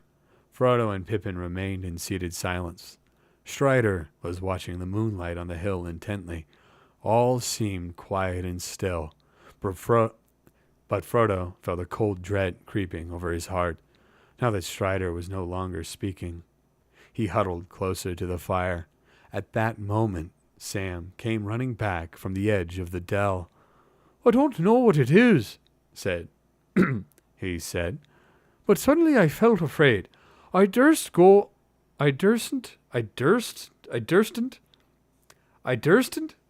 What the fuck?" Because at the end of the day, Tolkien's just making words up based on... Yeah, right? He is just making words up, right? But it's like famous ancient lore. Yeah, literally this word right here that Sam is saying. Durstant. Here, I'm going to type it in chat so you guys can see what I'm talking about. Wait, I got to move my mouse. Durstant. This is what Sam is saying. Durstant. I don't know if that's synced up with the stream. What is that? What is that word? And now it popped up. There it is. Like, I don't. What is Sam saying? I dursn't go outside. Okay. All right. Let's get back to it. Let's get back to it. "I don't know what it is," he said, "but suddenly I felt afraid. I durstn't go outside this dell for any money." Why money? I'm just so confused, man. I felt as something was creeping up the slope. Did you see anything?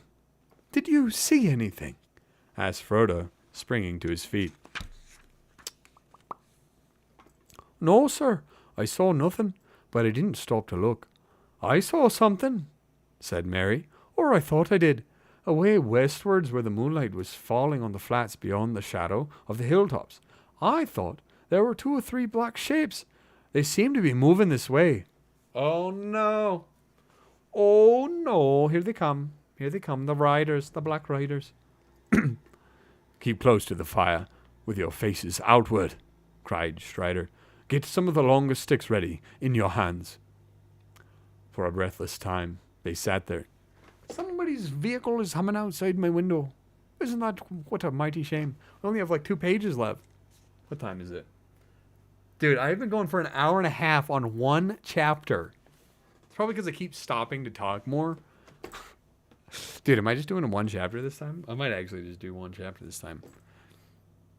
Okay, I'm just going to shut the window. Okay. Thirsted is my new favorite word. You shut your thirsted mouth. You shut your thirsted mouth, boy. Okay, all right. For a breathless time, they sat there, silent and alert, with their backs turned to the wood fire, each gazing into the shadows that encircled them. Nothing happened. There was no sound or movement in the night. Frodo stirred, feeling that he must break the silence. He longed to shout out loud. Hush, hush, hush. No, he whispered. Strider sounds like this. Hush, hush, whispered Strider. What's that? Gasped Pippin at the same moment. Over the lip of the little dell, on the side away from the hill, they felt, rather than saw, a shadow rise. One shadow, or more than one. They strained their eyes, and the shadows seemed to grow. Soon there could be no doubt.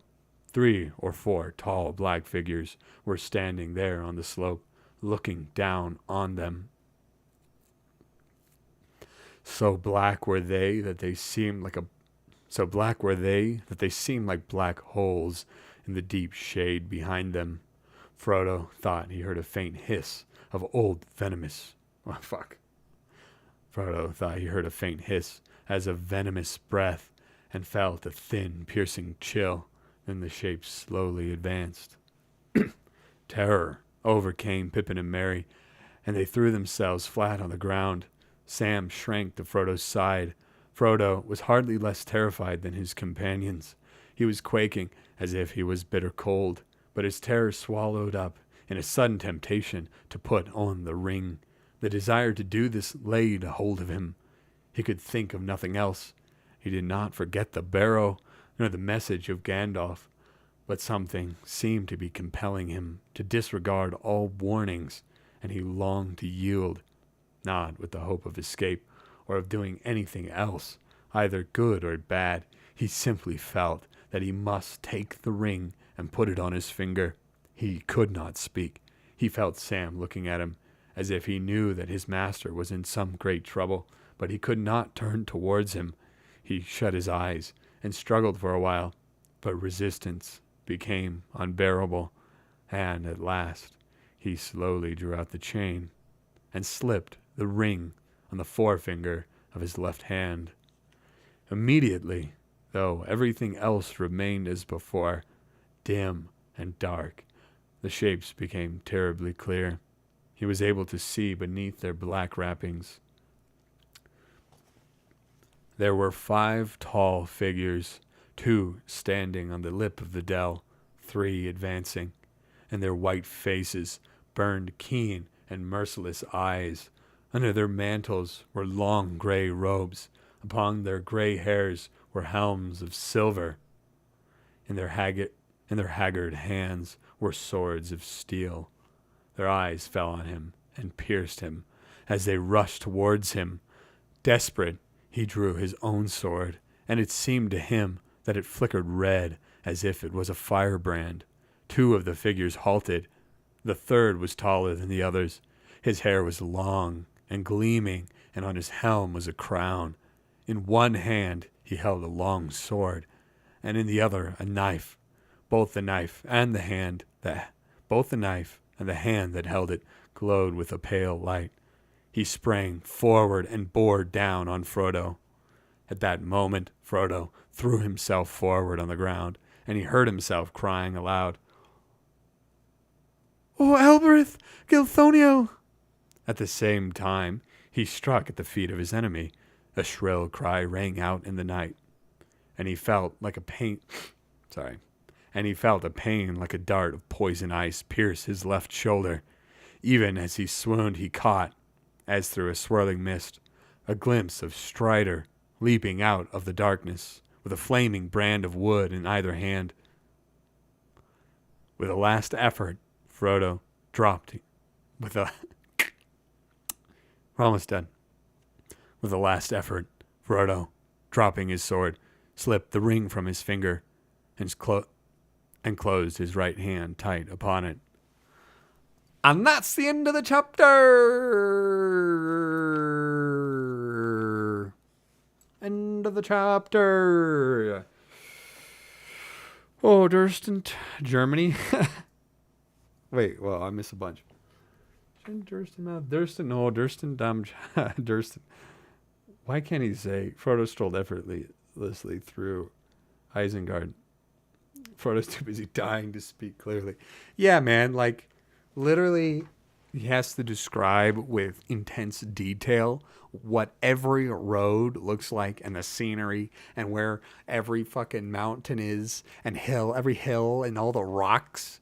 And he has to explain all the streams and how they look like ribbons and the roads and the way they lead and where the towns are. The towns and the modes of every single traveler, all the hobbits and Strider and what they're thinking and feeling. We're only lucky he didn't describe the fucking donkey or whatever, or the pony that was given to them by whatever his face. Okay, so normally I read 2 chapters, but that was an hour and 42 minutes. I've been reading for an hour and 42 minutes, so I think I might stop here. Let's see, how long is the next chapter? Oh, actually pretty short. I might read one more chapter just for shits and giggles. Is that short, or am I just imagining things? I'm just trying to get a feel for this chapter. This is a pretty exciting moment. We can keep reading. Isengard. Frodo strolled effortlessly through Isengard. Should we keep reading? What do you think? I got 2 viewers, which is my sister and my close friend, and that's it. That's it. Does anyone else care? Let's see. I feel like I could do it. We just make it a long one. Let's see. Okay, let's count pages. So 198 to 216. So 98 to 16. So that is not even 20 pages. That is 18 pages, right? That is 18 pages. We can do 18 pages. Finish the chapter. We could do 18 pages. Oh, bump my fucking disc. Okay, let's just keep going. I want to keep at the 2 chapter standard that I've been keeping up to. When Frodo came to him, sorry, I'm getting too excited. I'm getting too quick. Okay. Fuck this thing. Come on. There you go. All right, here we go. God, but I have to open the window again.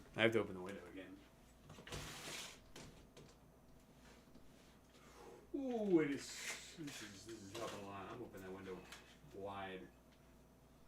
Okay. 3 cheers. Well, I hope you guys actually want to listen to this and you're not too tired. Because this could take an hour, but it looks like it won't. And we're not going to get distracted. We're going to focus here and we're going to read. We're going to read like a champion. And Frodo is dying. It's true. He is dying. He just got stabbed with a dagger that's going to also poison him or something. I don't know. I guess we'll find out. Let's do this. Okay.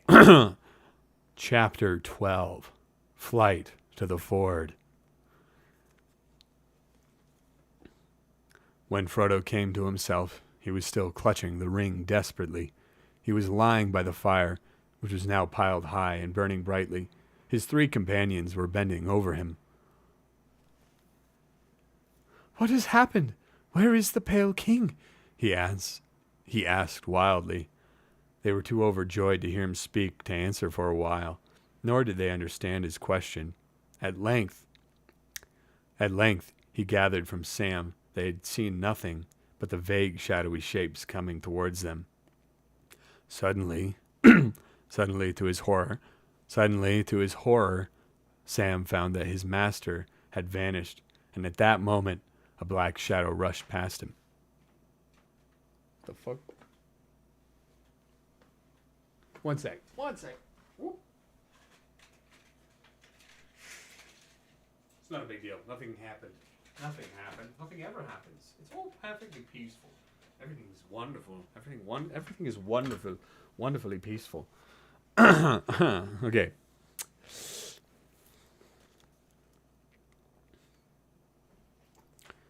At length he gathered from Sam they had seen nothing but the vague shadowy shapes coming towards them. Suddenly, to his horror, Sam found that his master had vanished, and at that moment, he heard rush past. And at that moment, a black shadow rushed past him, and he fell. He heard Frodo's voice, but it seemed to come from a great distance, or from under earth, crying out strange words. They saw nothing more, until they stumbled over the body of Frodo, lying as if dead, face downwards on the grass, with his sword beneath him. Strider ordered them to pick him up and lay him near the fire, and then he disappeared. That was now a good while ago.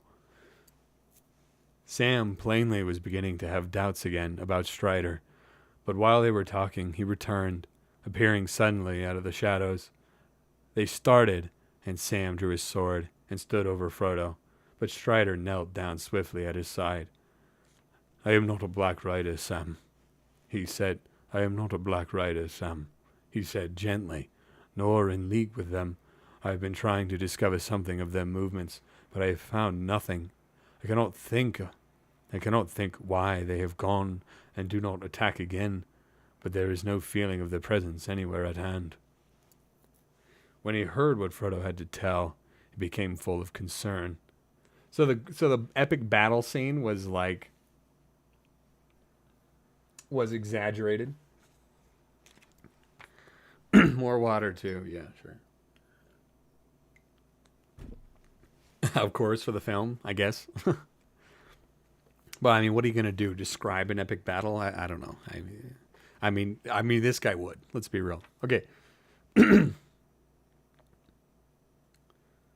I don't think of why they have gone and do not attack again. But there is no feeling of their presence anywhere at hand. When he heard what Frodo had to tell, he became full of concern and shook his head and sighed. Then he ordered Pippin and Merry to heat as much water as they could in their small kettles, and to bathe the wound with it. "Keep the fire going well, and keep Frodo warm," he said. Then he got up and walked away, and called Sam to him. I think I understand. I think I understand things better now," he said in a low voice. "There seem to only have been 5 of the enemy. Why they were not all here, I don't know, but I don't think they expected to be resisted. They have drawn off for the time being, but not far, I fear. They will come again another night if we cannot escape. They are only waiting because they think that their purpose is almost accomplished, and that the ring cannot fly much further. I fear, Sam, that they believe your master has a deadly wound that will subdue him to their will. We shall see." Someone called Strider. He's a stray rider, Sam. He would, and then do it with 1,000. The guy's a talker for mysterious. I know, right? He talks a lot, it's true. Sam choked with tears. Wait. Sorry, fuck. I keep looking at chat and forgetting where I am. Sam choked with tears. Don't despair, don't despair, said Strider. You must trust me now. Your Frodo is made of sterner stuff than I had guessed, though Gandalf hinted that it might prove so. He is not slain, and I think he will resist the evil power of the wound longer than his enemies expect. I will do all I can to help and heal him. Guard him well while I am away. Guard him well while I am away. He hurried off and disappeared again into the darkness. So it's a wound that makes him experience evilness, evil, juicy juice, evil powers. Trying to make him evil. Okay, we need to get more comfortable here. Whew. Okay. Frodo dozed, though the pain of his wound was slowly growing, and a steady chill was spreading from his shoulder to his arm and his side. His friends watched over him, warming him and bathing his wound. The night passed slowly and warily. Dawn was growing in the sky, and the dell was filling with gray light, when Strider at last returned. Look, he cried, and stooping, he lifted from the ground a black cloak that had lain there, hidden by the darkness. A foot above the lower hem, there was a slash. This was the stroke of Frodo's sword, he said. The only hurt that it did to his enemy, I fear, for it is unharmed, but all the blades perish that pierce the dread. Words.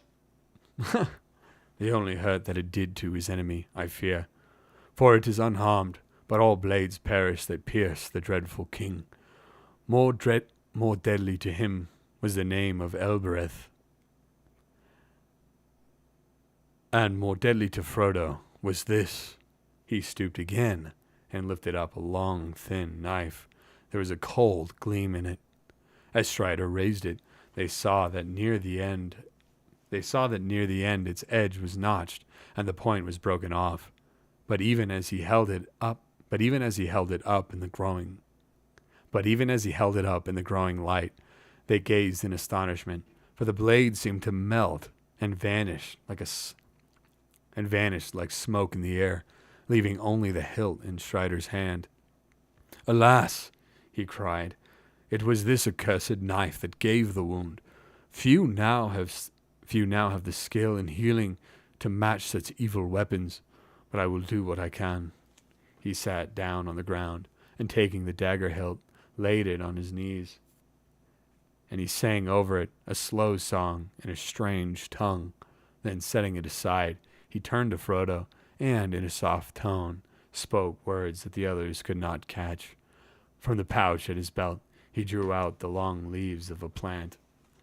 Thank God I didn't have to sing that song. These leaves, he said, I've walked far to find. For this plant does not grow in the bare hills, but it thickets away south of the road. I found it in the dark by the scent of its leaves. He crushed a leaf in his fingers, and it gave out a sweet and pungent fragrance. It is fortunate that I could find it, for it is a healing plant that the men of the West brought to Middle-earth. Athelis, they named it. And it grows now sparsely, and only near places where they dwelt, or camped of old. And it is not known in the north, except to some of those who wander in the wild. It has great virtues, but over such a wound as this, its healing powers may be small. Fruity blabbermouth won't stop talking, start healing. He drew the leaves into boiling water and bathed Frodo's shoulder. Why is he bragging while saving? Yeah, right? Literally. Shut up and save his life, bro. He threw the leaves into boiling water and bathed Frodo's shoulder. The fragrance of the stream was refreshing, and those that were unhurt felt their minds calmed and cleared. The herb had also some power over the wound, for Frodo felt the pain and also the sense of frozen cold lessened in his side. But the life did not return to his arm, and he could not raise or use his hand. He bitterly regretted his foolishness and reproached himself for weakness of will, for he now perceived that in putting on the ring he obeyed not his own desire, but the commanding wish of his enemies. He wondered if he would remain maimed for life, and how they would now manage to continue their journey. He felt too weak to stand. The others were discussing this very question. They quickly decided to leave Weathertop as soon as possible. "I think now," said Strider, "that the enemy has been watching this place for some days. If Gandalf ever came here, then he must have forced the ride away, and he will not return. In any case, we are in great peril here after dark, since the attack of last night, and we can hardly meet greater danger wherever we go." As soon as the daylight was full, they had some hurried food and packed. It was impossible for Frodo to walk, so they divided the greater part of their baggage among the four of them and put Frodo on the pony. In the last few days, the poor beast had improved wonderfully. It already seemed fatter and stronger, and had begun to show an affection for its new masters, especially for Sam. Bill Ferny's treatment must have been very hard for the journey in the wild to seem so much better than its former life. What a fun little tidbit. The fun little tidbit about the pony. What is his name? What is the pony's name? I don't know. Did they give it one? I can't remember.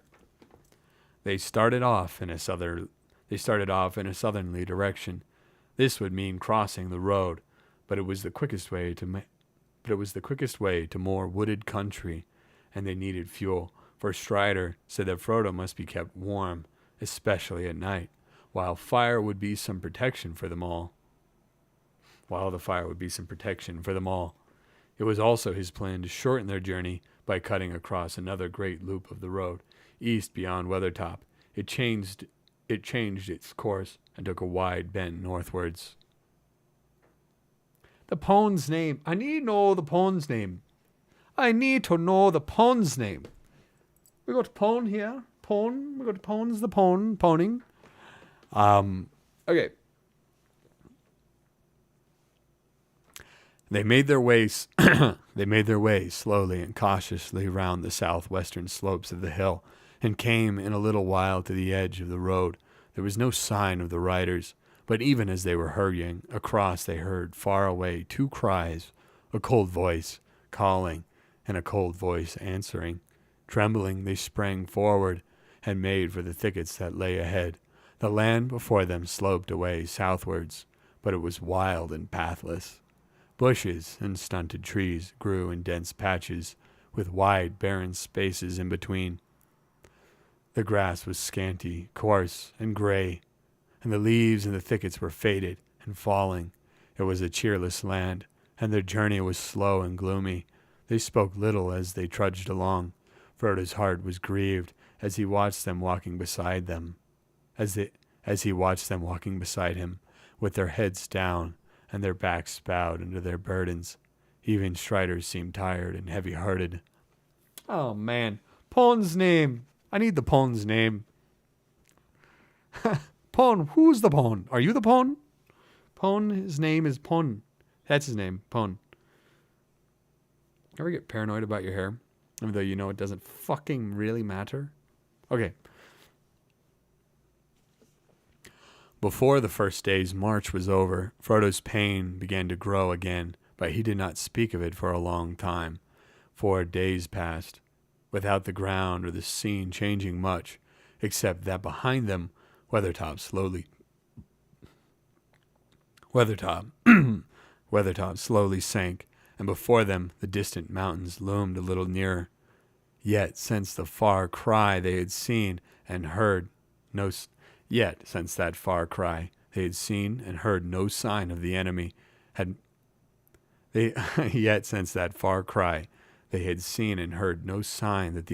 marked their flight or followed them. They dreaded the dark hours and kept watch in pairs by night, expecting at any time to see black shapes stalking in the gray night. dimly lit by the cloud-veiled moon. But they saw nothing, and heard no sound but the sigh of withered leaves and grass. Not once did they feel the sense of present evil that had assailed them before the attack in the dell. It seemed too much to hope that the riders had already lost their trail again. Perhaps they were waiting to make some ambush in a narrow place. At the end of the 5th day, the ground began once more to rise slowly out of the wide, shallow valley into which they had descended.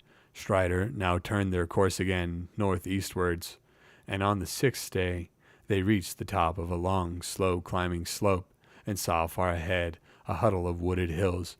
Away below them they could see the road sweeping round the feet of the hills, and to the right a gray river gleamed pale in the thin sunshine. In the distance they glimpsed yet another river in a stony valley half veiled in mist. Strider, I am Strider. Yes, I am Strider. Where? I am afraid we must go back to the road here for a while, said Strider. We have now come to the river Horwell, that the elves call Mithenio.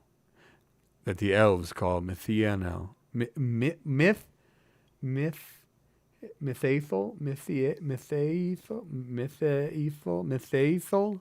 Fuck. Mithaethel? I don't know how to say this one. That the elves call Mithaethel. It flows down out of the Ettin moors. The Troll fells north of Rivendell, and joins the Loudwater away in the south. Some call it the Grey Flood after that. It is a great water before it finds the sea. There is no way over it below its sources in the Entmoors, except by the last bridge on which the road crosses. What is that other river that we can see far away there? Asked Mary.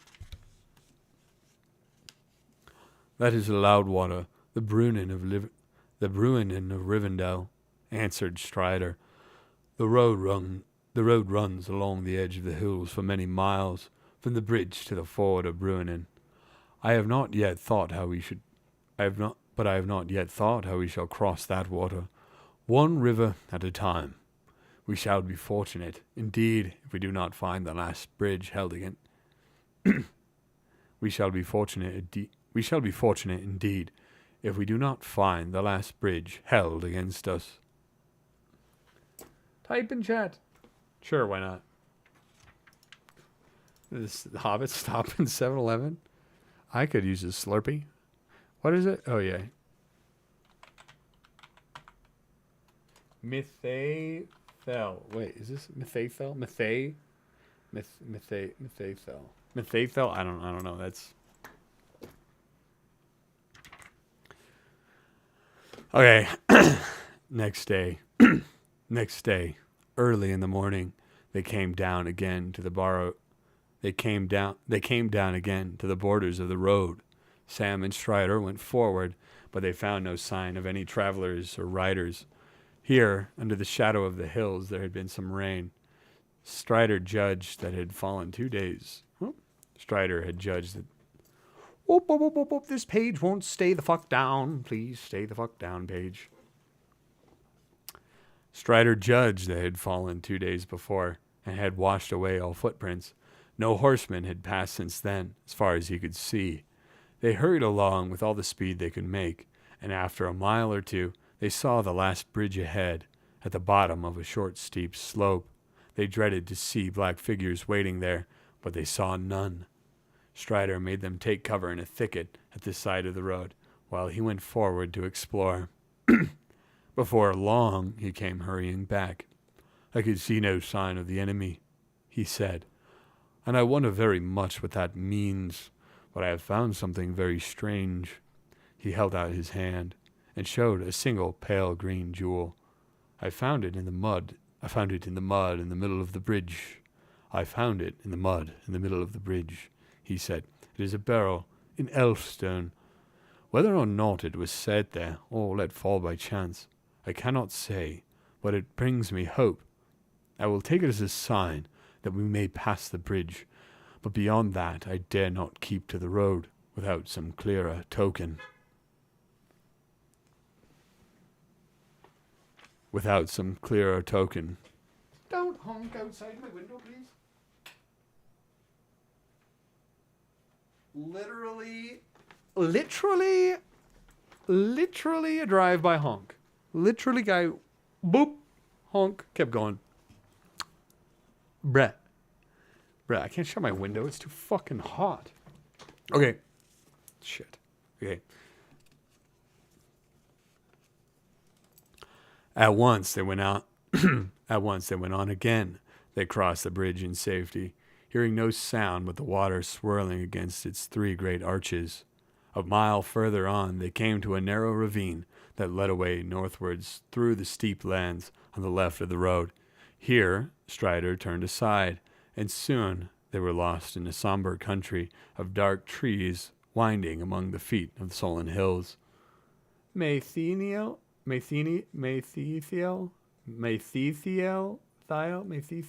Yeah, I don't fucking know. The hobbits were glad to leave the cheerless lands and the perilous road behind them, but this new country seemed threatening and unfriendly. As they went forward, the hills about them steadily rose. Here and there, upon heights and ridges, they caught glimpses of ancient walls of stone and ruins of towers. They had an ominous look. Frodo, who was not walking, had time to gaze ahead and to think.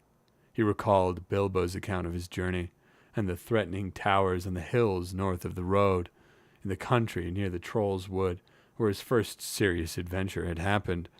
Frodo guessed that they were now in the same region, and wondered if by chance they would pass near the spot. "Who lives in this land?" he asked. "And who built these towers? Is this troll country?" No, said Strider. "Trolls do not build. No one lives in this land. Men once dwelt here ages ago, but none remain now. They became evil. They became an evil people, as legends tell, for they fell under the shadow of Angmar. But all were destroyed in the war that brought the North Kingdom to its end. But that is now so long ago that the hills have forgotten them, though a shadow still lies on the land." Where did you learn such tales, if all the land is empty and forgetful?" asked Peregrine. "The birds and beasts do not tell tales of that sort." "The heirs of Elendil do not forget old things," said Strider, "and many more things than I can tell are remembered in Rivendell." "Have you often been to Rivendell?" asked Frodo. "I have," said Strider. "I dwelt there once, and still I return when I may. There my heart is, but it is not my fate to sit in peace, even in the fair house of Elrond." The hills now began to shut them in. The road behind held on its way to the river Bruinen, but both were now hidden from view. The travelers came into a long valley, narrow, deeply cloven, dark and silent. Trees with old and twisted roots hung over the cliffs and piled up behind into the mounting slopes of pinewood. The hobbits grew very wary. They advanced slowly, for they had to pick their way through a pathless country encumbered by fallen trees and tumbled rocks. As long as they could, they avoided climbing for Frodo's sake, because it was in fact difficult to find any way up out of the narrow dales. They had been 2 days in this country when the weather turned wet. The wind began to blow steadily out of the west and pour the water of the distant seas on the dark heads of the hills in fine drenching rain. By nightfall they were all soaked, and their camp was cheerless, for they could not get any fire to burn. The next day The hills rose still higher and steeper before them, and they were forced to turn away northwards out of their course. Strider seemed to be getting anxious. They were nearly 10 days out from Weathertop, and their stock of provisions was beginning to run low. It went on raining.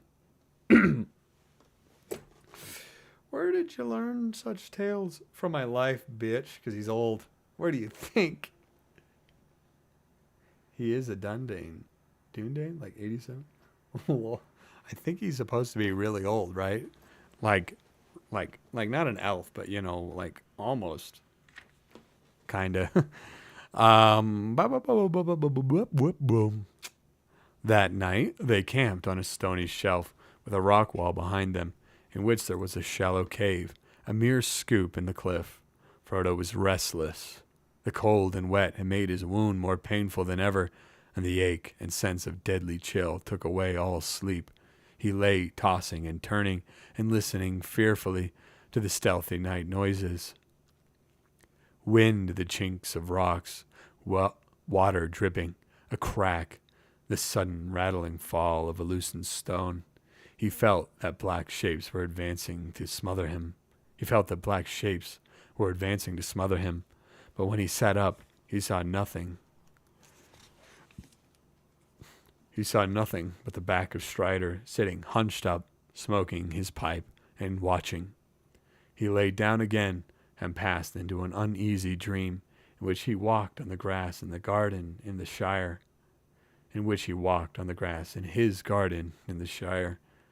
But it seemed faint and dim, less clear than the tall black shadows that stood looking over the hedge.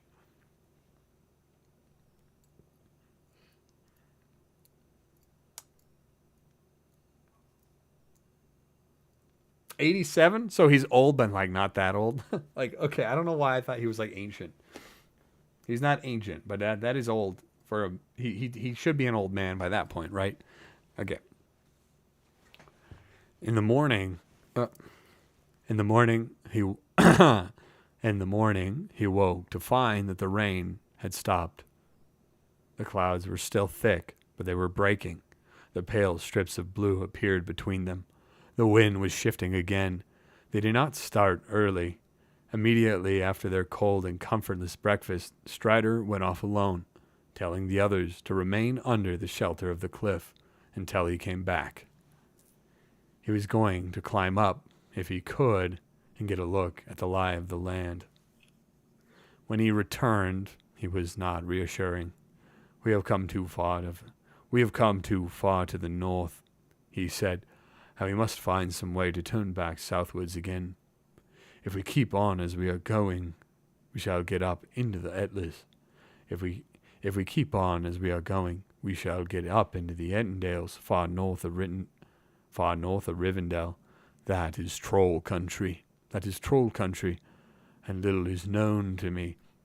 We could perhaps find our way through and come round to Rivendell from the north, but it would take too long, for I do not know the way, and our food would not last. So, somehow or other, we must find the ford of Bruinen.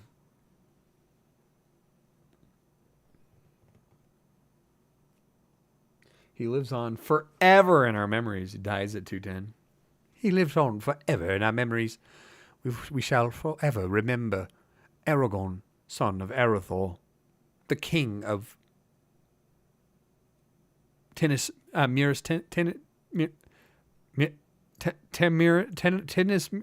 fuck. Whatever. Okay.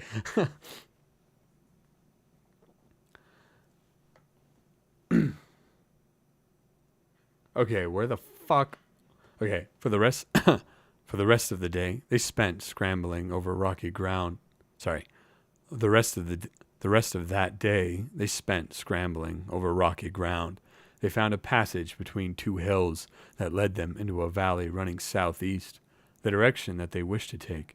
But towards the end of the day, they found the road again barred by a ridge of high land. Its dark edge against the sky was broken into many bare points like teeth of a blunted saw. They had a choice between going back or climbing over it. They decided to attempt the climb, but, of course, but it proved very difficult. Before long, Frodo was obliged to dismount and struggle on foot. Even so, they often despaired of getting their pony up, or indeed of finding a path for themselves, burdened as they were. The light was nearly gone. They were all exhausted. When at last they reached the top, they had climbed on a narrow saddle between two higher points, and the land fell steeply away again, only a short distance ahead. And the land fell steeply away again, only a short distance ahead.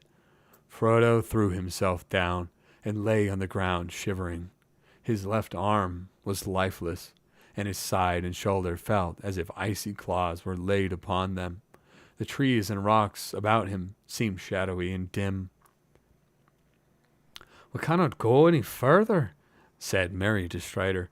"I am afraid this has been too much for Frodo. I am dreadfully anxious about him. What are we to do? Do you think they will be able to cure him in Rivendell if we ever get there?" "We shall see," answered Strider. "There is nothing more that I can do in the wilderness, and it is chiefly because of his wound that I am so anxious to press on. But I agree we can go no further tonight." "What is the matter with my master?" asked Sam in a low voice, looking appealingly at Strider. "His wound is small, and is already closed. There is nothing to be seen but a cold white mark on his shoulder." "Oh, no, that's Sam." "His wound was small, and is already closed. There is nothing to be seen but a cold white mark on his shoulder." Frodo has been touched by the weapons of the enemy," said Strider, "and there is some poison or evil at work that is beyond my skill to drive out. But do not give up hope, Sam." Night was cold up on the high ridge. They lit a small fire down under the gnarled roots of an old pine that hung over a shallow pit. It looked as if the stone had once been quarried there. They sat huddled together. The wind blew chill through the pass, and they heard the treetops lowered down, moaning and sighing. Frodo lay half in a dream, imagining that endless dark wings were sweeping by above him, and that on the wings rode pursuers that sought him in all the hollows of the hills. The morning dawned, bright and fair. The air was clean, and the light was pale and clear in a rain-washed sky. Their hearts were encouraged, but they longed for the sun to warm their cold, stiff limbs. As soon as it was light, Strider took Merry with him and went to survey the country from the height to the east of the pass. The sun had risen and was shining brightly when he returned with more comforting news.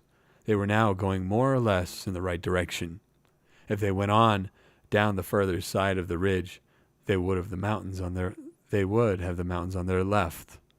Some way ahead, Strider had caught a glimpse of the Loudwater again, and he knew that, though it was hidden from view, the road to the ford was not far from the river and lay on the side nearest to them. Pon can't make it up the climb. Pon too weak to climb. Pon can't climb." As soon as they had eaten, they set out again. They climbed slowly down the southern side of the ridge, but the way was much easier than they had expected, for the slope was far less steep on this side, and before long, Frodo was able to ride again. Bill Ferny's poor old pony. Pon! Bill Ferny's poor old pony was developing an unexpected talent for picking out a path, and for sparing its rider as many jolts as possible. The spirits of the party rose again. Even Frodo felt better in the morning light, but every now and again a mist seemed to obscure his sight, and he passed his hands over his eyes. Pon's a fucking legend. He's a legend. Pon's a legend. He's a legend, he is. Pippin was a little ahead of the others. Suddenly he turned round and called to them. "There is a path here," he cried. When they came up with him, they saw that he had made no mistake. There were clearly the beginnings of a path. Wow. Pippin is useful. Sorry. There were clearly the beginnings of a path that climbed with many windings out of the woods below and faded away on the hilltop behind. In places, it was now faint and overgrown, or choked with fallen stones and trees, but at once it seemed to have been much used. But at one time, it seemed to have been much used. It was a path made by strong arms and heavy feet. Here and there, old trees had been cut or broken down, and large rocks cloven or heaved aside to make way. Pon, goat pon, burn? Goat pon. Goat, oh yeah, goat. Like greatest of all time, pon. The goat, pon, burn. Where am I at? Okay, okay. They followed the track for some while. It offered much the easiest way down, but they went cautiously, and their anxiety increased as they came into the dark woods, and the path grew plainer and broader. Suddenly, coming out of a belt of fir trees, it ran steeply down a slope and turned sharply to the left, round the corner of a rocky shoulder of the hill. When they came to the corner, they looked round and saw that the path ran over a level strip under a face of a low cliff overhung with trees. In the stony wall, there was a door hanging. Whoa! In the stony wall, there was a door hanging, crookedly ajar upon one great hinge. Outside the door, they all halted. There was a cave or rock chamber behind, but in the gloom, inside nothing could be seen. Strider, Sam, and Mary, pushing with all their strength, managed to open the door a little wider, and then Strider and Mary went in. They did not go far, for on the floor lay many old bones, and nothing else.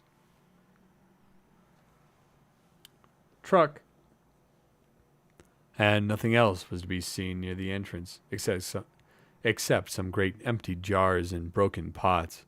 "Surely this is a troll hole, if there ever was one," said Pippin. "Come out, you two, and let us get away. Now we know who made the path, and we had better get off it quick." There is no need, I think, said Strider, coming out. "It is certainly a troll hole, but it seems to have been long forsaken. I don't think we need to be afraid. But let us go down warily, and we shall see."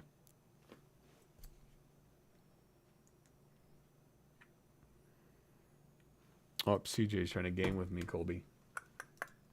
Too bad for him. I'm still reading. How much more do I got? Okay, maybe I shouldn't have kept reading.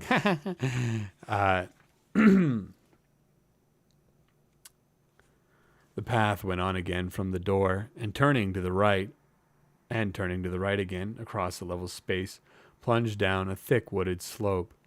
Pippin, not liking to show Strider... Ooh, somebody fucking honked. Okay. Pippin, not liking to show Strider that he was still afraid, went on ahead with Mary. Sam and Strider came behind, one on each side of Frodo's pony, for the path was now broad enough for 4 or 5 hobbits to walk abreast. But they had not gone very far before Pippin came running back, followed by Mary. They both looked terrified. "There are trolls," Pippin panted. "Down in a clearing in the woods, not far below. We got a sight of them through the...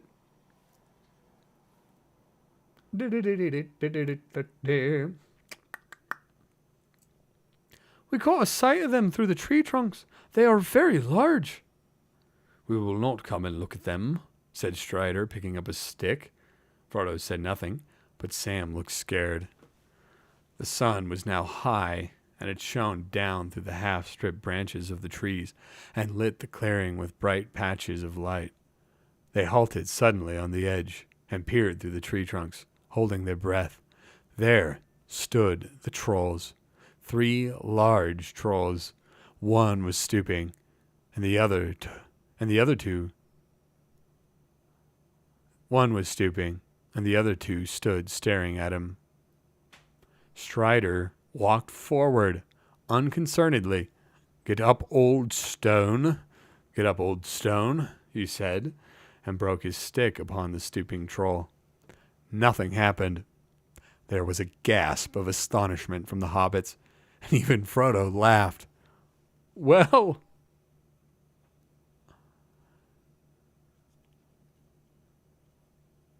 Wait. Who is saying this? "Well," he said, "we are forgetting our family history. These must be the very three that were caught by Gandalf, quarreling over the right way to cook 13 dwarves and 1 hobbit. I had no idea we were anywhere near that place. The place," said Pippin. He knew the story well. Bilbo and Frodo had told it often. But as a matter of fact, he never more than believed half of it. Even now, he looked at the stone trolls with suspicion, wondering if some magic might not suddenly bring them to life again. I will say I've heard one honk a while ago. Well, I don't know what my mic's picking up and isn't. Okay, I don't want it to ruin a line. You know what I mean? Okay. So they were stone trolls. So they were the stone trolls from The Hobbit. Oh, and so they are literally stones. They aren't trolls. They are literally stones. Okay.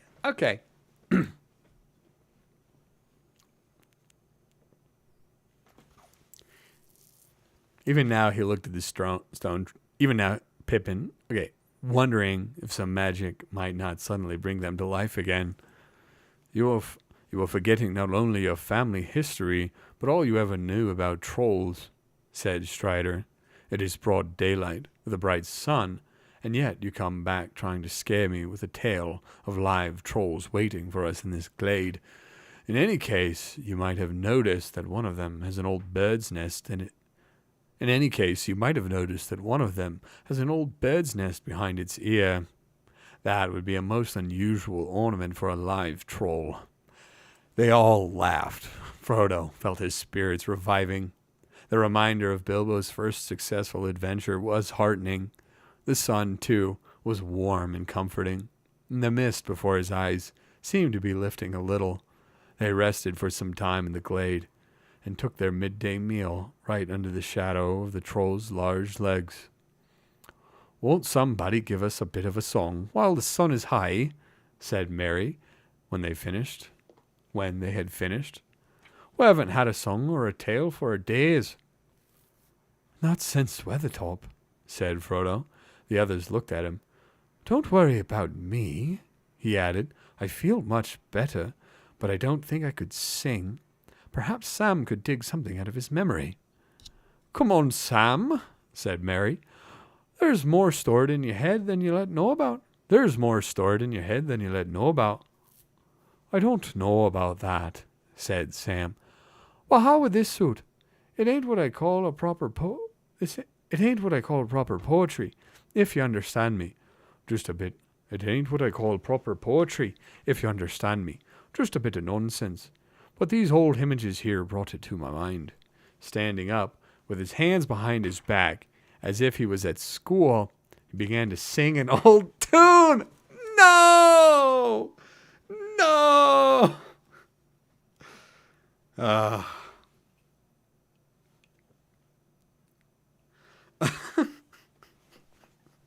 God damn it. I should have realized that I would have to do that again this fucking chapter. Oh my God, dude. Why did I keep going? I'm so fucking dumb. Okay. Sing. Here, let me message CJ. He's waiting on me.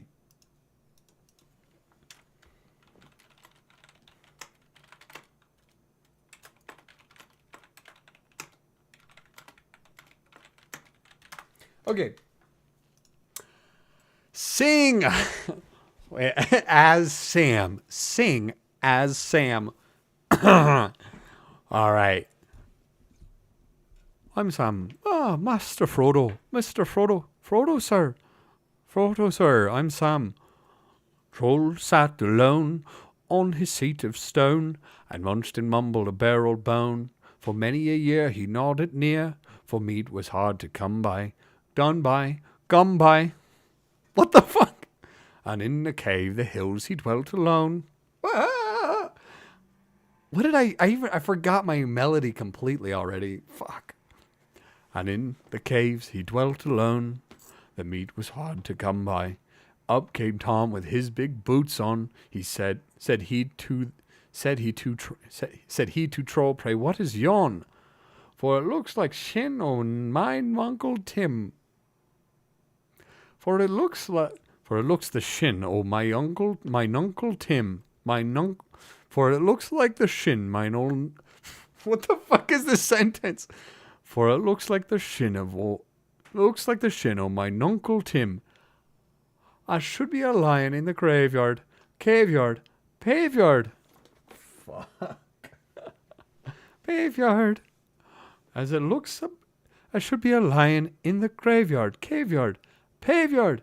This many a year old Tim be gone, and I thought he were lying in graveyard.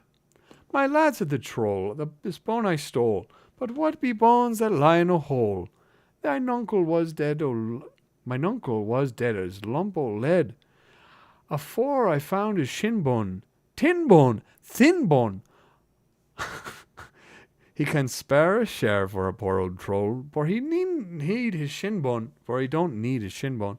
Said Tom, I don't see why the likes o' thee, without axe and leave, should go making free, with the shank or the shin o' my father's kin. Dude, this is so hard.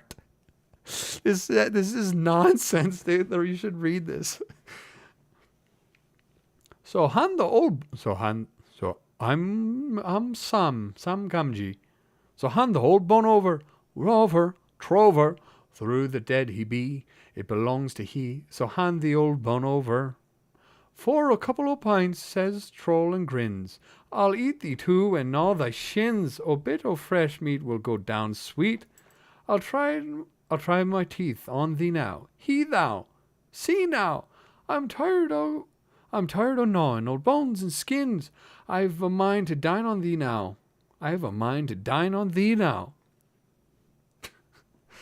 But just as he thought his dinner was caught, he found his hands in hold of naught. Before he could mind, Tom slipped behind and gave him the boot to larn him. Warn him, darn him. A bump of the boot on the seat, Tom thought, would be the way to larn him. But harder than the stone is the flesh and the bone of a troll that sits in the hills alone, as well as your boot to the mountain's root. For the seat of a troll don't feel it. Peel it, heal it. Old troll laughed, and when he heard Tom groan, and he knew his toes could feel it. Tom's leg is game since home he came, and his bootless foot is lasting lame. But Troll don't care, and he's still there, with the bone he boned from his owner. Boner. Troll's old seat is still the same, and the bone he boned from its owner. God, I can't do I can't do that as a real song. Are you kidding me? If I was doing this for real, I'd have to prepare. I would have to figure some shit out, man. This is crazy. They could have thrown you a bone. Yeah. If you just go by the movies, the singing is non-existent, okay? These fucking books have songs everywhere. Everywhere. They didn't put these in the movies. Okay. Well, that's a warning to us all, laughed Mary. It is as well you used a stick and not your hand straighter. Where did you come by that, Sam? Asked Pippin. I've never heard those words before. Sam muttered something inaudible. It's out of his own head, of course, said Frodo. I am learning a lot about Sam Gamgee on this journey. First he was a conspirator, now he's a jester. He'll end up by becoming a wizard or a warrior. I hope not, said Sam. I don't want to be neither. God damn it. Fun thought. While he was writing, he totally had to sing all the versions of this alone in a room before he arrived at this version. Yeah, he was literally singing. He was singing. In the afternoon, they went down. In the afternoon, they went on down the woods. They were probably following the very track that Gandalf, Bilbo, and the dwarves had used many years before. After a few miles, they came out on the top of the high bank above the road. At this point, the road had left the Horwell. Far behind in its narrow valley, and now clung close to the feet of the hills, rolling and winding eastward among woods and heather-covered slopes towards the ford and the mountains. Not far down the bank, Strider pointed out a stone in the grass. On it, roughly cut, and now much weathered, could be seen the dwarf runes and the secret marks. "There," said Mary. That must be the stone that marked the place where the troll's gold was hidden. How much is left of Bilbo's share, I wonder, Frodo?" Frodo looked at the stone and wished that Bilbo had brought home no treasure more perilous, nor less easy to part with. None at all. "Oh, none at all. None at all," he said. "Bilbo gave it all away. He told me he did not feel it was really his, as it came from robbers." The road lay quiet under the long shadows of early evening. There was no sign of any other travelers to be seen. As there was now no other possible course for them to take, they climbed down the bank, and turning left, went off as fast as they could. Soon a shoulder of the hills cut off the light of the fast westering sun.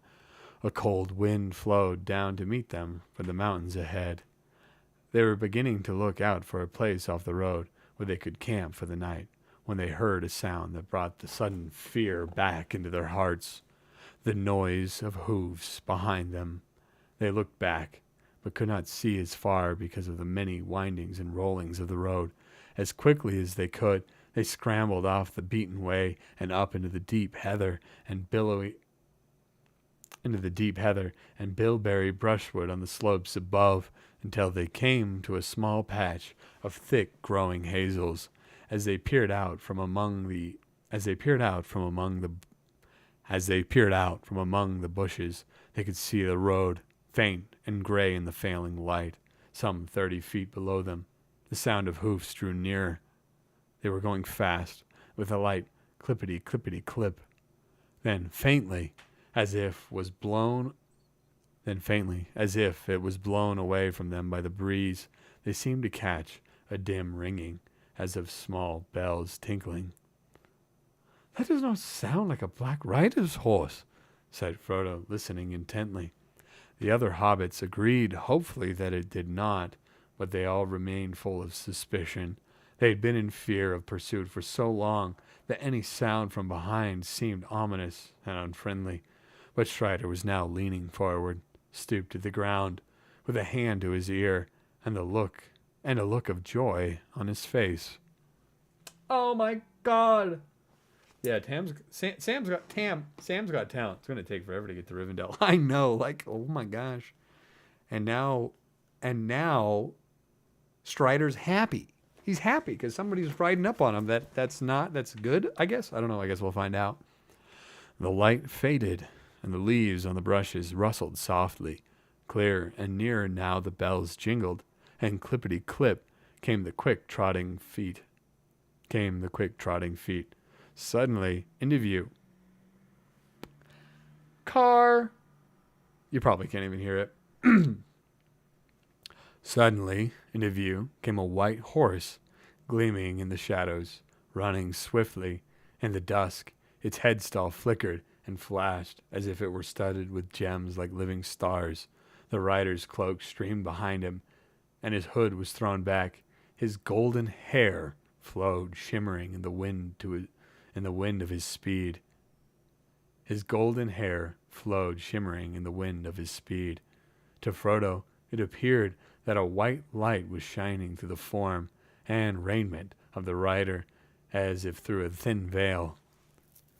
Strider sprang Strider sprang from hiding and dashed down towards the road, leaping with a cry through the heather.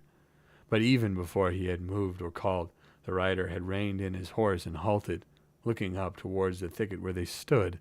When he saw Strider, he dismounted and ran to meet him, calling out, "I nah." Wait, how does an elf fucking sound? Fucking dick nuts. Okay. Who is this?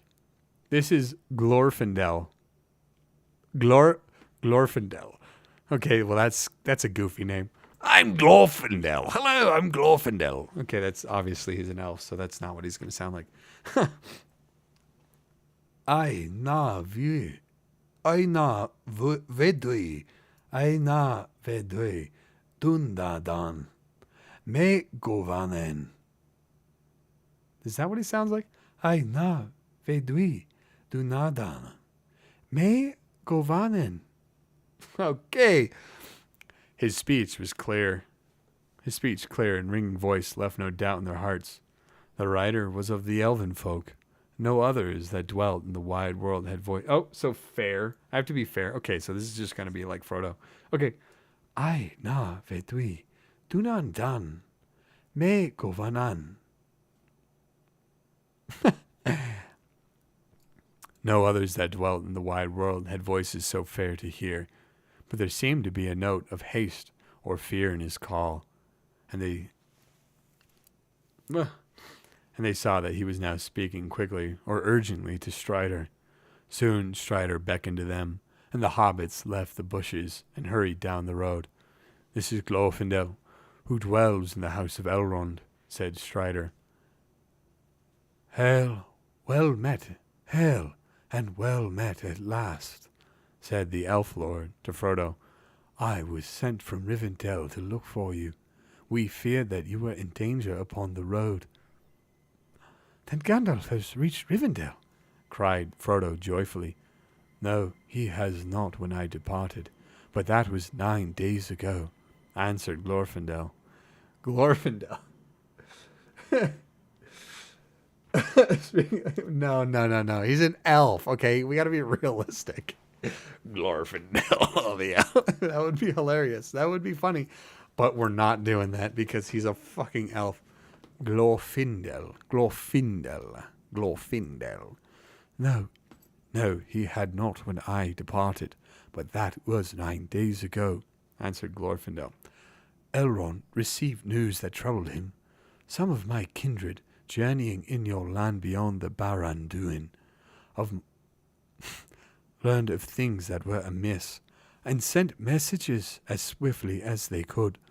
They said that the Nine were abroad, and that you were astray, bearing a great burden without guidance, for Gandalf had not returned. There are few in Rivendell that can ride openly against the Nine, but such as they were, Elrond sent out north, west, and south. It was thought that you might turn far aside to avoid pursuit, and become lost in the wilderness. Fair can be rough, especially for my voice. DEI matters. Fair, yeah. Not my voice is not is a Strider voice, not an elf voice. It was my lot to take the road, and I came to the bridge of Mithiena. Oh God, it's back. I came to the bridge of Mithaethel. And left a token there nigh on 7 days ago. 3 of my servants of Sauron. No, my servants. That's not what that says. 3 of the servants of Sauron were upon the bridge, but they withdrew, and I pursued them westward. I came also upon 2 others, but they turned away southward. Since then I have searched for your trail. 2 days ago I found it, and followed it over the bridge. And today I marked where you descended from the hills again. But come, there is no time for further news. Since you are here, we must risk the peril of the road and go. There are 5 behind us, and when they find your trail upon the road, they will ride after us like the wind. And they are not all. Where the other 4 may be, I do not know.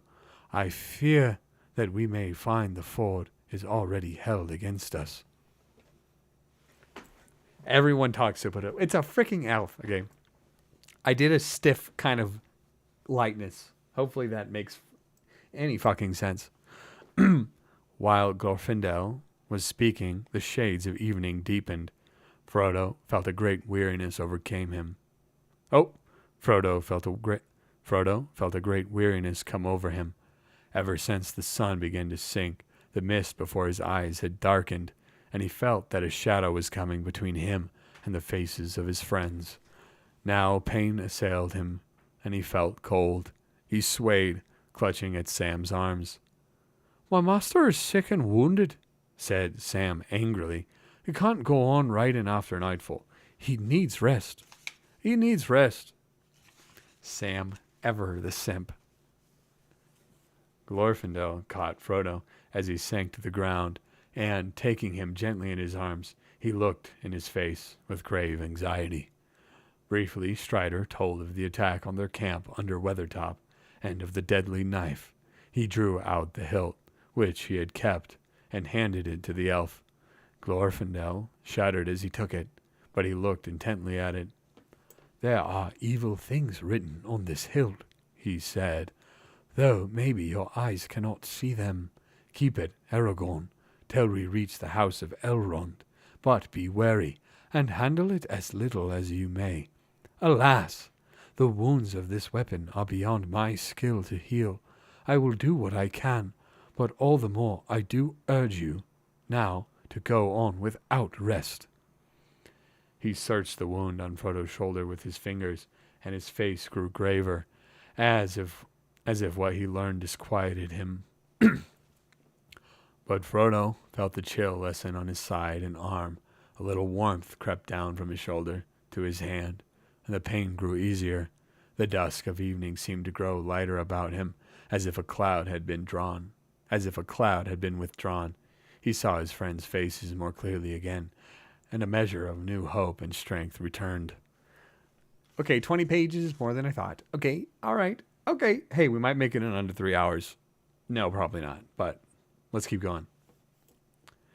He saw his friends' faces more clearly again, and a measure of new hope and strength returned. "You shall ride. You shall ride my horse. You shall ride my horse," said Glorfindel. I will shorten the stirrups up to the saddle skirts, and you must sit as tight as you can. But you need not fear. My horse will not let any rider fall that I command him to bear. His pace is light and smooth, and if danger presses too near, he will bear you away with a speed that even the black steeds of the enemy cannot rival." "No, he will not," said Frodo. "I shall not ride him. If I am to be carried off to Rivendell or anywhere else, leaving my friends behind in danger." Glorfindel smiled. "I doubt very much," he said, "if your friends would be in danger if you were not with them. I doubt very much," he said, "if your friends would be in danger if you are not with them. The pursuit would follow you and leave us in peace, I think. It is you, Frodo, and that which you bear that brings us all in peril." To that Frodo had no answer, and he was persuaded to mount Glorfindel's white horse. The pony was laden instead with a great part of the others' burdens, so that they now marched lighter, and for a time made good speed, but the hobbits began to find it hard to keep up with the swift, tireless feet of the elf. On he led them into the mouth of darkness, and still on under the deep clouded night, and still on under the deep clouded night. There was neither star nor moon. Not until the gray of dawn did he allow them to halt. Pippin, Merry, and Sam were by that time nearly asleep on their stumbling legs, and even Strider seemed by the sag of his shoulders to be weary. Frodo sat upon the horse in a dark dream. They cast themselves down in the They cast themselves down in the heather a few yards from the roadside and fell asleep immediately. They seemed hardly to have closed their eyes when Glorfindel, who had set himself to watch while they slept, awoke them again. The sun had now climbed far into the morning, and the clouds and mists of the night were gone. Drink this, said Glorfindel. Glorfindel, said Glorfindel to them, pouring for each in turn a little liquor from his silver-studded flask of leather. Car out the window. Car out the window. Car out the window. Are they leaving? I don't know what they're doing. Because I kind of want to keep my window open because it's like really fucking hot. But we don't. We're just gonna shut the window for now. It was clear as spring water, pouring for each in turn a little liquor from his silver-studded flask of leather. Oh, I already read that shit. It was clear as little liquor.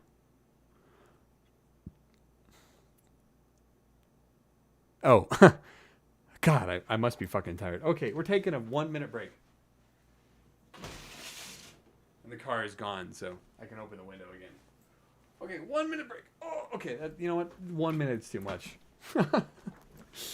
Oh, I'm having trouble focusing. Okay. It was clear as spring water and had no taste, but they did not feel either cool or warm in the mouth, but strength and vigor seemed to flow into all their limbs as they drank it.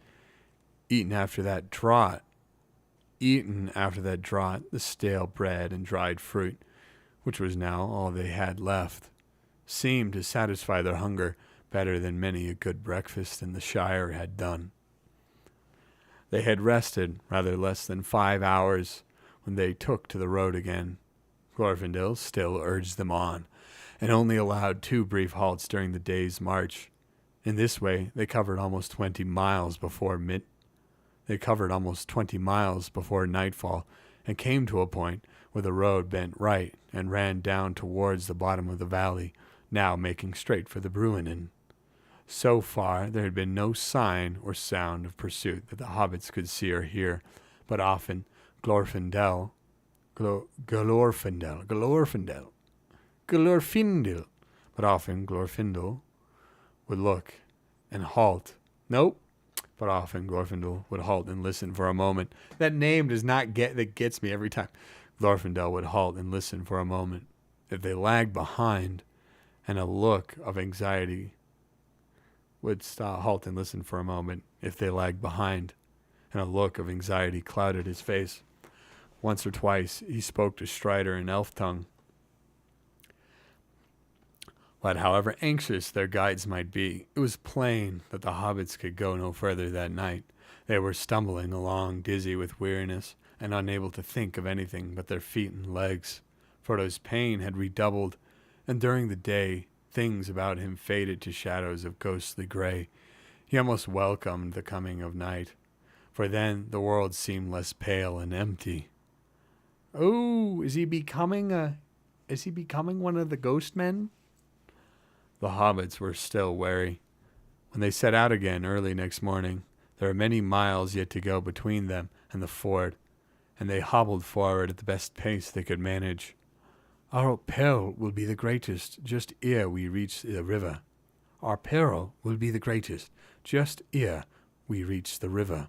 Said Glorfindel, for my heart warns me that the pursuit is now swift behind us, and the other danger may be waiting by the ford. The road was still running steadily downhill, and there was now in places much grass at either side, in which the hobbits walked when they could, to ease their tired feet. In the late afternoon they came to a place where the road went suddenly under the dark shadow of tall pine trees, and then plunged into a deep cutting with steep, moist walls of red stone. Echoes ran along as they hurried forward, and there seemed to be a sound of many footfalls following their own. All at once, as if through a gate of light, the road ran out again from the end of the tunnel into the open. Sorry, I had to.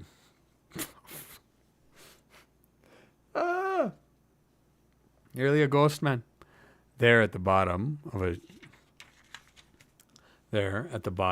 a sharp incline, they saw before them a long, flat mile.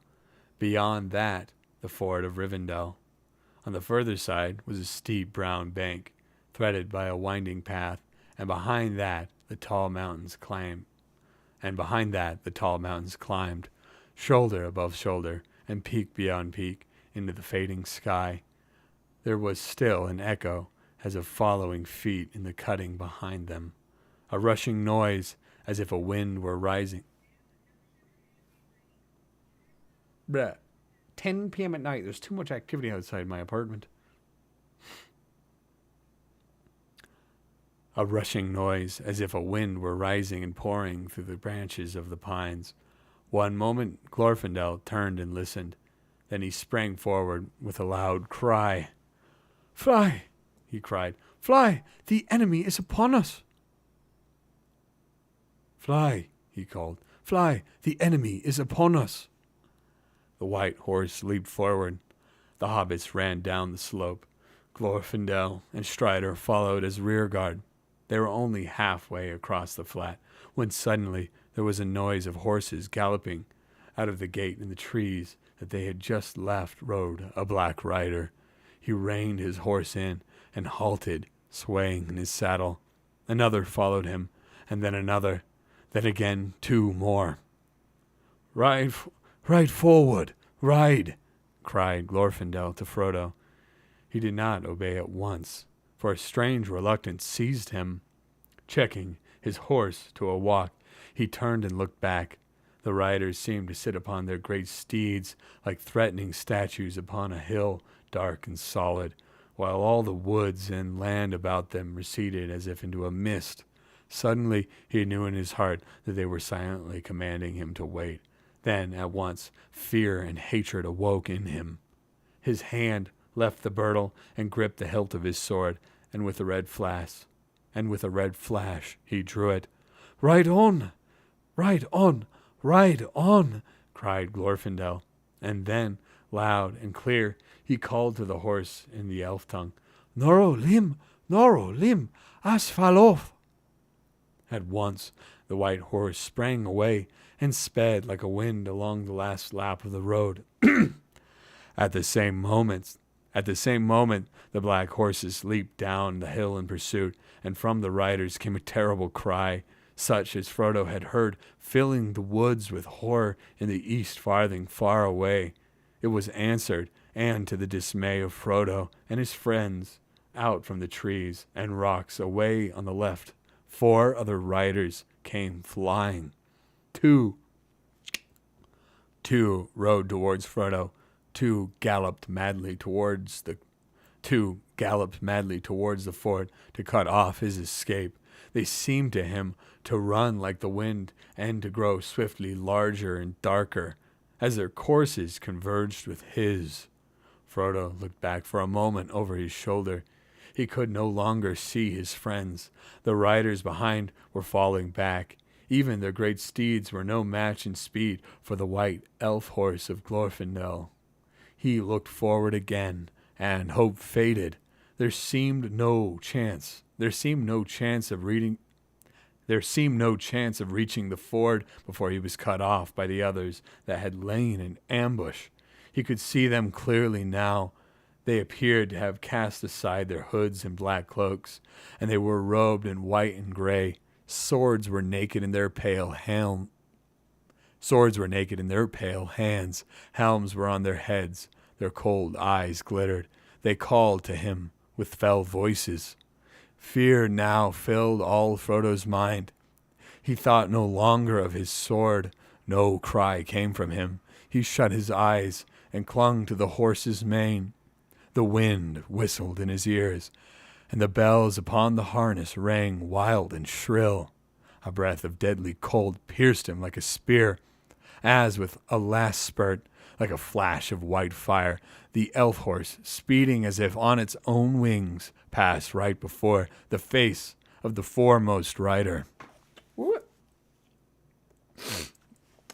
You love all the activity outside your window. It makes you feel cozy. Maybe. Arwen chants it better than Glorfindel. Yeah, we need the Glorfindel. Who the fuck is Glorfindel, dude? Glorfindel. They didn't put him in the movies because his name is so weird. Okay. Frodo heard the splash of water. It foamed about his feet. He felt the quick heave and a surge. He felt the quick heave and surge as the horse left the river and struggled up the stony path. He was climbing the steep bank. He was across the ford, but the pursuers were close behind. At the top of the bank, the horse halted and turned about, neighing fiercely. There were 9 riders at the water's edge below, and Frodo's spirit quailed before the threat of their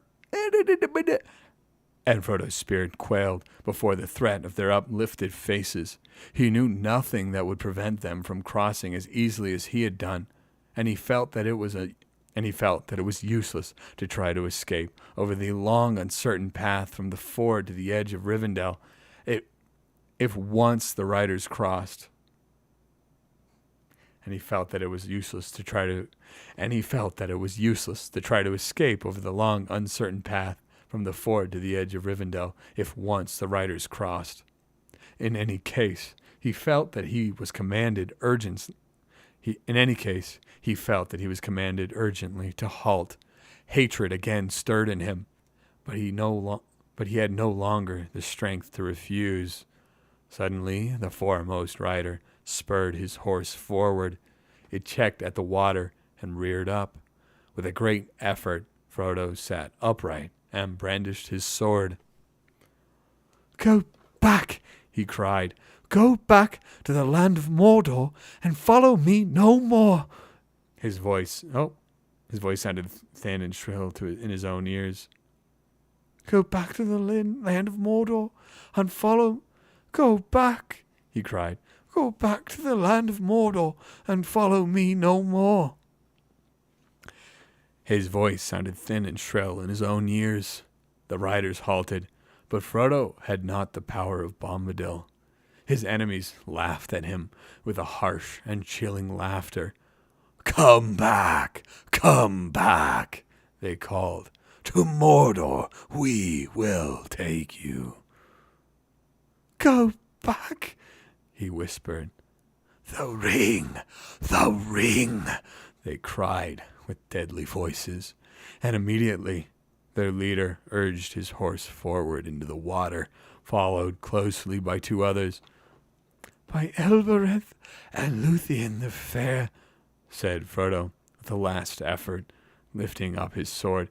You shall have never the ring." No, that's not it. "You shall have neither the ring nor me." Then the leader, who was now half across the ford, stood up, menacing in his stirrups, raised his hand. Frodo was stricken dumb. He felt his tongue cleave in his mouth, and his heart laboring. His sword broke and fell out of his shaking hand. The elf horse reared and snorted. The foremost of the black horses had almost set foot upon the shore. "No one has the power of Tom Bombadil." That is true. Tom Bombadil is a truly unique fellow. At that moment, there came a roaring and a rushing. Whoop. A noise of loud waters rolling many stones. Dimly, Frodo saw the river below him rise, and down along its course there came a plum cavalry. There came a plumed cavalry of waves. White flames seemed to Frodo to flicker on their crests, and he half fancied that he saw amid the water white riders upon white horses with frothing manes. The 3 riders that were still in the midst of the ford were overwhelmed, and they disappeared.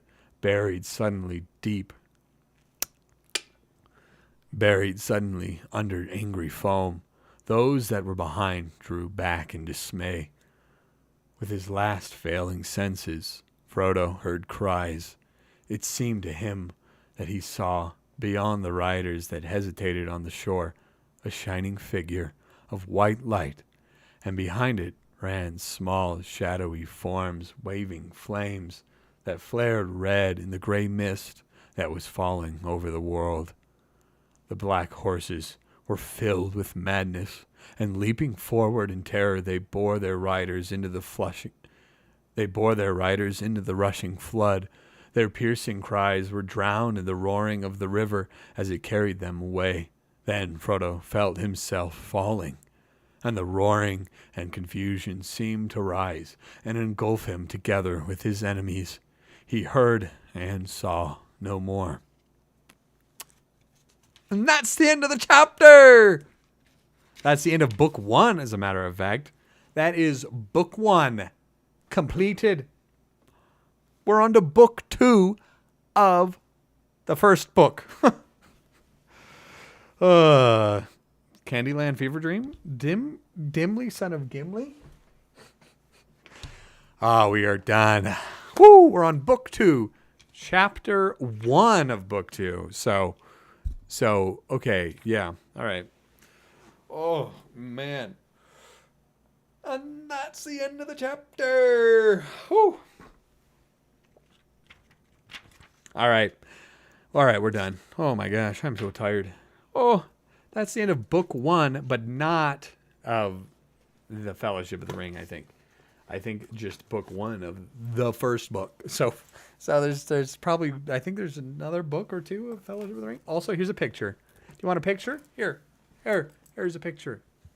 Boom. Oh, shit. Rivendell. Look at that. Did I show the whole picture? I couldn't see the viewfinder. I hope I showed the whole picture. Magical. We did it. Oh, jolly gee willikers. That was an intense one. One more book before you get off? I guess. I could read all night long. Oh, that was a fun hanging. Yeah, it was. Yes.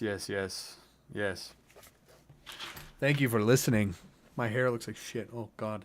Oh, golly gee. Ooh.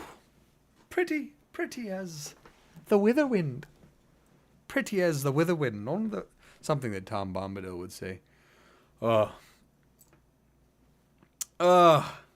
just tired. I'm just fucking tired. 30 more pages? No. No. Not until next week. You'll have to come back next week. Next week. Oh man, I'm too tired to even end the stream. I'm like I should be ending the stream, but I'm just like sitting back and like chilling right now.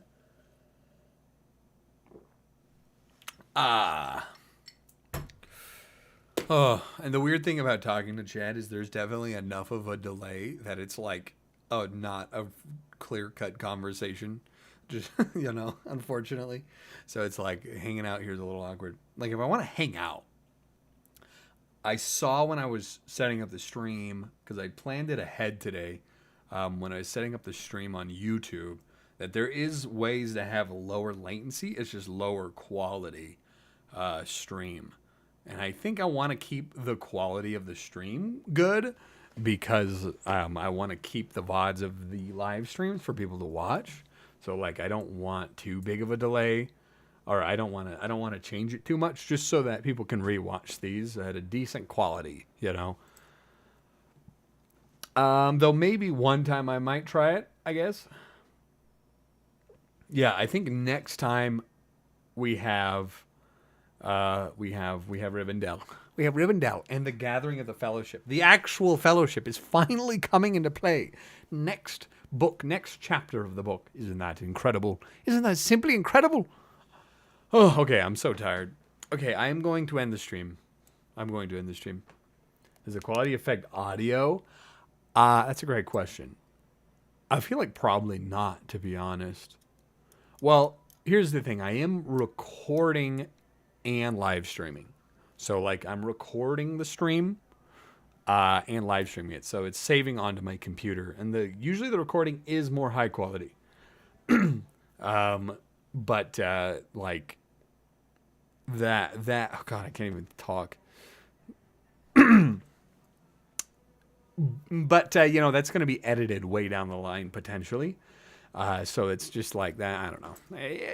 I want people to just watch this basically.